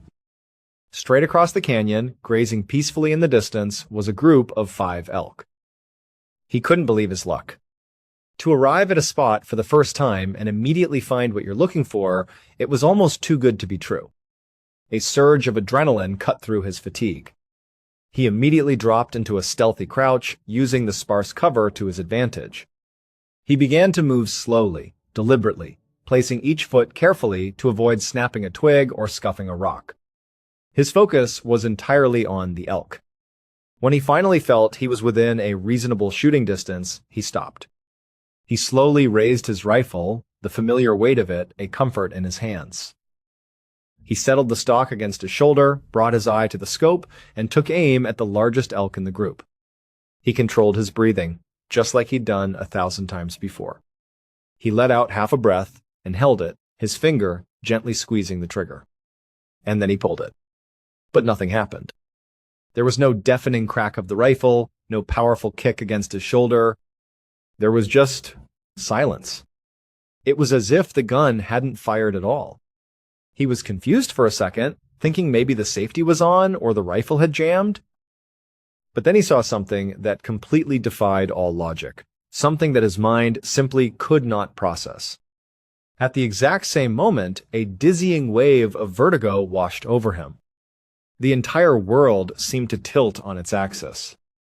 He felt himself falling, a strange, weightless sensation, and then everything went black. The next thing Carl was aware of was a violent shaking. Someone was shaking him back and forth, trying to rouse him. His eyes fluttered open, blinking against a darkness he didn't recognize. A pounding headache throbbed behind his eyes, and a thick fog of confusion clouded his thoughts. He realized he was sitting upright, but he wasn't on the ground in the canyon. He was back in the driver's seat of his work truck. He looked out the windows, but the surroundings were all wrong. This wasn't where he had parked. The trees were different, the ground was different. The shaking started again, more insistent this time, and a voice cut through the darkness, saying his name. He looked up and could make out the silhouettes of two men standing outside his open door. He didn't know them. They were trying to ask him questions to find out what was going on, but when Carl tried to answer, his mouth felt strange and numb. The words that came out were a jumbled, garbled mess. He couldn't form a coherent sentence. The two men exchanged a look, clearly realizing they weren't going to get any answers from him in this state. They gave up trying to talk to him, and instead, they carefully lifted him out of the truck. He felt their arms supporting him as they carried him over to their own vehicle. Through the haze, he heard one of them mention a hospital. Soon, he was in the back of their car, of two engines started, and they were driving off into the night. And once again, Carl's world faded to black. About 30 minutes later, just around midnight on October 26th, Carl's wife, Marjorie, burst through the door of a hospital room at the Carbon County Memorial Hospital. The sterile smell and the quiet beeping of machines filled the air. And there, in the bed, was Carl. He was hooked up to an IV, with various monitors tracking his vitals. A nurse stood beside him, checking his chart. Marjorie saw that his eyes were open, but they had a distant, unfocused look to them. He was staring at the ceiling, but it was clear he wasn't really seeing it. As Marjorie stood there, frozen in the doorway, trying to process the scene, the nurse noticed her. The nurse gestured towards Marjorie and then turned to Carl. She asked him a simple question, "Do you know who this is?" Carl slowly turned his head and looked directly at his wife. But there was no recognition in his eyes, no flicker of familiarity. He just stared blankly at her for a long moment, then slowly shook his head and said, "No." Earlier that evening, Marjorie had been at home, growing more and more anxious. Carl was usually so reliable. When he said he'd be home by a certain time, he was home. But the hours had ticked by, and there was still no sign of him. Her worry eventually got the best of her, and she called the sheriff's department. She explained that her husband had gone hunting in McMarty Canyon and was long overdue. She asked if they could just send someone out to check on him. So, 2 deputies had driven out into the national forest. And they were the ones who found him, passed out and unresponsive in his truck. They were the 2 men who had shaken him awake and brought him to the hospital. But the story they told was bizarre. It wasn't just that they had found Carl unconscious. It was where they had found him. His truck was located a full 3 miles away from the main road, stuck deep in a muddy bog. And the strangest part of all was that there were no tire tracks. Not a single one leading to or from the vehicle. It was as if the multi-ton truck had just been dropped from the sky right into the middle of the mud. But at that moment, neither the deputies nor Marjorie were too concerned about the mystery of the truck. Their focus was entirely on Carl, who was lying in a hospital bed, a complete stranger to his own life. The doctor had spoken to Marjorie, explaining that Carl was severely disoriented and appeared to be suffering from profound amnesia. He couldn't remember his own name, let alone what had happened to him out in that canyon. The medical team had done everything they could. They ran a battery of tests, including x-rays and brain scans, searching for any sign of a head injury, a stroke, or anything that could explain his condition. But they found nothing. In fact, according to all the tests, he was in perfect physical health. There was no injury, no medical reason for his amnesia or his disorientation. The staff told Marjorie that since they couldn't find anything wrong with him, they didn't really know how to treat him. For the time being, all they could do was keep him under observation. Marjorie sank into a chair beside her husband's bed, her mind reeling. Nothing made sense. She was about to ask the nurse another question when Carl's body suddenly tensed up. He started looking around the room frantically, his eyes darting from one corner to the other, as if he was searching for something desperately important. Then he started to speak, his voice agitated. "Where are my pills?" he asked, to no one in particular. "Where are they?" Marjorie had no idea what he was talking about. Carl didn't take any regular medication. The nurse was just as confused. Trying to soothe him, Marjorie reached out to take his hand. But the moment her skin touched his, Carl recoiled. He yanked his hand away and stared at her with a look of alarm, as if a complete stranger had just tried to touch him. It was a heartbreaking moment for Marjorie, seeing the man she loved look at her with such fear and confusion. 2 days passed. Carl slowly began to surface from the fog. He started to remember small things. He remembered his own name. And, to Marjorie's immense relief, he finally remembered who she was. Since all the medical tests continued to show that he was physically unharmed, the hospital decided to discharge him. The doctors theorized that perhaps being in a familiar environment back in his own home would help jog his memory and bring him back to normal. But when they got home, it quickly became obvious that Carl was not okay. He wasn't getting better. He was incredibly quiet, which was completely out of character for the usually talkative man. He would sit for hours just staring into space. And when he did speak, it was often in that same frantic, nonsensical way he had in the hospital. He would suddenly get agitated, looking around the house, asking about his pills. He also started saying something new, something equally strange. He kept telling Marjorie that someone had stolen his elk. Marjorie would try to question him gently. "What pills, Carl?" "What do you mean someone took your elk?" But he couldn't explain. It was like he had these fragments of memory floating in his mind, but no context to put them in. He seemed just as confused by his own thoughts as she was. It was as if he was a prisoner in his own mind, haunted by memories that didn't make sense. Then, a few days after they returned from the hospital, something shifted. Carl came to Marjorie and told her he remembered something. A new specific memory from the hunting trip had surfaced. He described being in McMarty Canyon, seeing the elk, and raising his rifle. He told her again about pulling the trigger and how there was no sound and no kickback. But then he added the detail that he hadn't been able to articulate before. He said he saw the bullet leave the barrel of the rifle, but it was moving in extreme slow motion. He said it was like watching something move through thick syrup. He could see it tumbling end over end as it traveled slowly across the canyon. And then, he said, the bullet seemed to hit an invisible wall in midair. It just stopped dead. And then, the truly impossible part happened. He watched as the bullet seemed to turn itself inside out, flattening into a strange metallic disc before it simply fell to the ground. He said that as he watched the flattened bullet fall, he felt himself fall with it, and that's when he blacked out. Marjorie listened to this story, and her first thought was that it had to be a hallucination.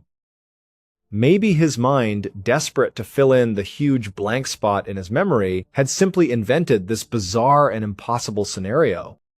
It was the only explanation that made any sense. But a few days later, that changed. Marjorie was doing laundry, going through the clothes Carl had been wearing on the day of his hunting trip.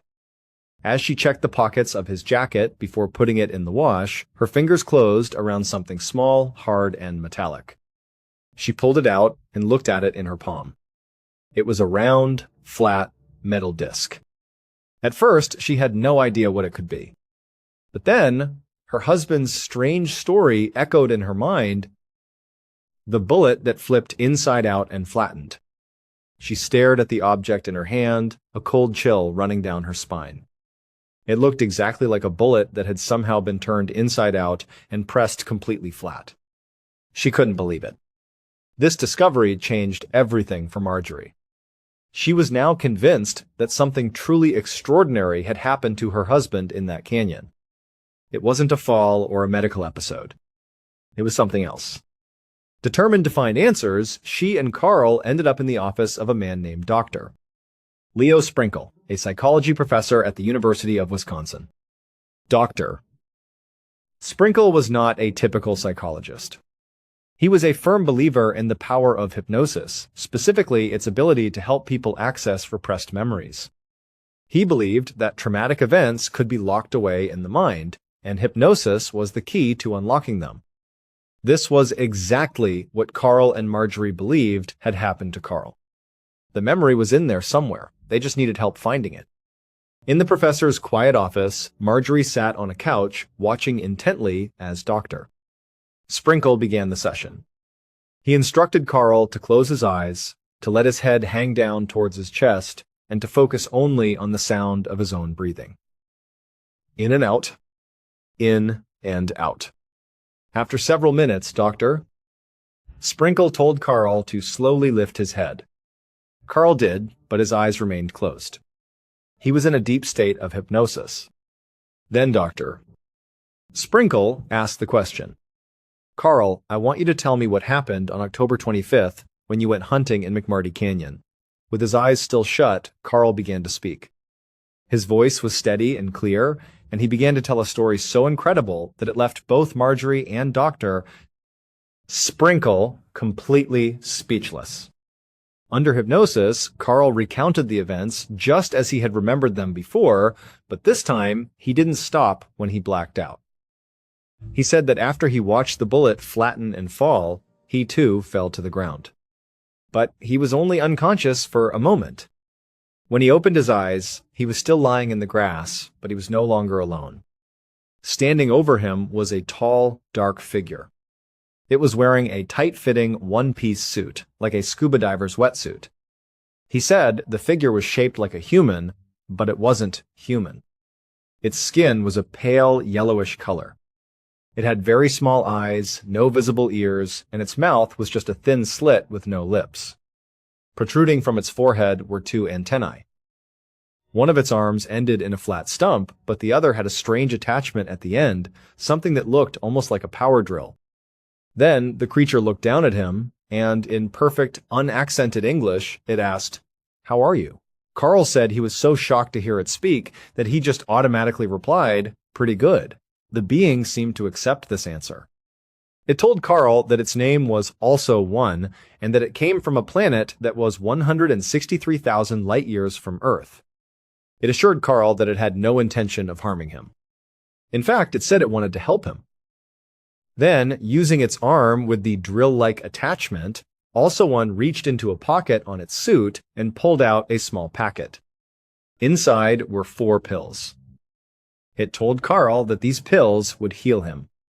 It offered one to Carl, and for some reason he couldn't explain, Carl felt no fear. He simply took the pill and swallowed it. After he'd taken it, Also One asked him if he wanted to go for a ride. And Carl, still in a state of strange calm, just said, "Sure."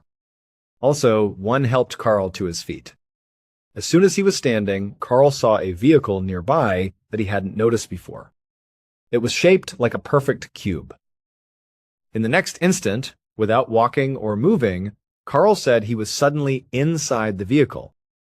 Also One was there with him, along with 2 other similar-looking beings. And, to his astonishment, so were the 5 elk he had been hunting. They were in a separate compartment behind a clear wall, like a transparent pen. Carl was sitting in a chair, as were the 3 beings. He then felt a powerful force press him back into his seat, the feeling of incredible acceleration. But less than a minute later, the vehicle came to a sudden stop. Also, Oyen turned to him and said, "We're home." The next thing he knew, he was standing outside the vehicle. The air was frigid and the sky was a deep, starless black. The landscape was utterly alien. It was rocky and desolate, with no trees, no grass, no sign of any life at all. In the distance, he saw a single, massive tower, a metallic structure that reminded him of the Seattle Space Needle. A light at the top of it was so intensely bright that it hurt his eyes to look at. Also, One led Carl, the other 2 beings, and the elk towards a door at the base of the tower. The door slid open silently, revealing not a room, but a space that looked like the inside of a large elevator. The entire group stepped inside, and they began to ascend. When the elevator stopped and the doors opened again, they were in a small, windowless room with metallic walls. On the floor were several raised platforms. Also, One directed the elk onto one of the platforms and then told Carl to stand on another one. Carl did as he was told. As soon as he was in place, a complex-looking device emerged from one of the walls. It began to move around him, starting at his head and working its way down to his feet, scanning him. He was vaguely aware that the elk were being scanned in the same way. When the process was finished, the device made a soft beeping sound and retracted back into the wall. Also, one looked over at Carl and said, "The elk are what we needed, but you're not. We're going to take you back to Earth now." And just like that, Carl said the next thing he knew, he was back in his work truck. The world was dark, and he was being shaken awake by the two sheriff's deputies. Back in Dr. Sprinkle's office, Carl finished his story. "Doctor." Sprinkle snapped his fingers, and Carl's eyes opened. The hypnosis was over. He looked around, a bit dazed, as if waking from a long dream. The three of them sat in complete silence, the air thick with the weight of Carl's unbelievable tale. As wild as it sounded, there were several undeniable physical facts about Carl's case that, up until that point, had been completely unexplainable. And the story he told under hypnosis, as impossible as it seemed, accounted for every single one of them. First, there was the matter of the truck. It was found 3 miles from where he parked it, stuck in a bog with no tire tracks. Investigators had been stumped. There was no conventional way for that vehicle to have gotten there. But if it had been transported, as Carl's story suggested, that would explain its impossible location. Second, there was the bullet. When Marjorie had a ballistics expert examine the flattened metal disc, they were baffled. They said there was no known force on Earth, no type of impact or pressure that could cause a bullet to deform in that specific way, to be essentially turned inside out. It defied the laws of physics as we know them. And the third, and perhaps most compelling piece of evidence, was found in Carl's own body. When the doctors at the hospital took x-rays of his chest, they found something medically impossible. For decades, Carl's lungs had been covered in thick scar tissue from his battle with tuberculosis. Those scars were on all his previous medical records. But on the new x-rays, they were gone. Completely vanished. The doctors had no explanation. It was as if his lungs had been miraculously healed. The story of Also One giving him a pill that would heal him suddenly took on a chilling new significance. For decades, skeptics and researchers have picked apart Carl Higdon's story, trying to find a logical explanation for what happened that day. But no one ever has. No one has ever been able to offer a better explanation for the relocated truck, the physically impossible bullet, and the miraculous healing of his lungs. Because of this, the strange and unbelievable account of a Wyoming oil rigger remains one of the most credible and deeply unsettling alien abduction cases ever recorded. And to this day, there is still no clear explanation of what really happened to Carl Higdon in that forest. Some people believe it was a psychological breakdown. Others point to a series of coincidences that science is still struggling to fully explain. And a few people believe that it is something much more concerning than we are willing to accept. Because no matter how you look at it, 3 things remain true. A man ventures into the wilderness of Wyoming and returns with missing memories. A piece of metal that shouldn't exist. And a body has somehow been cured of a disease he had carried for decades. So the question is not just what happened to Carl Higdon. Are we really ready to know the answer?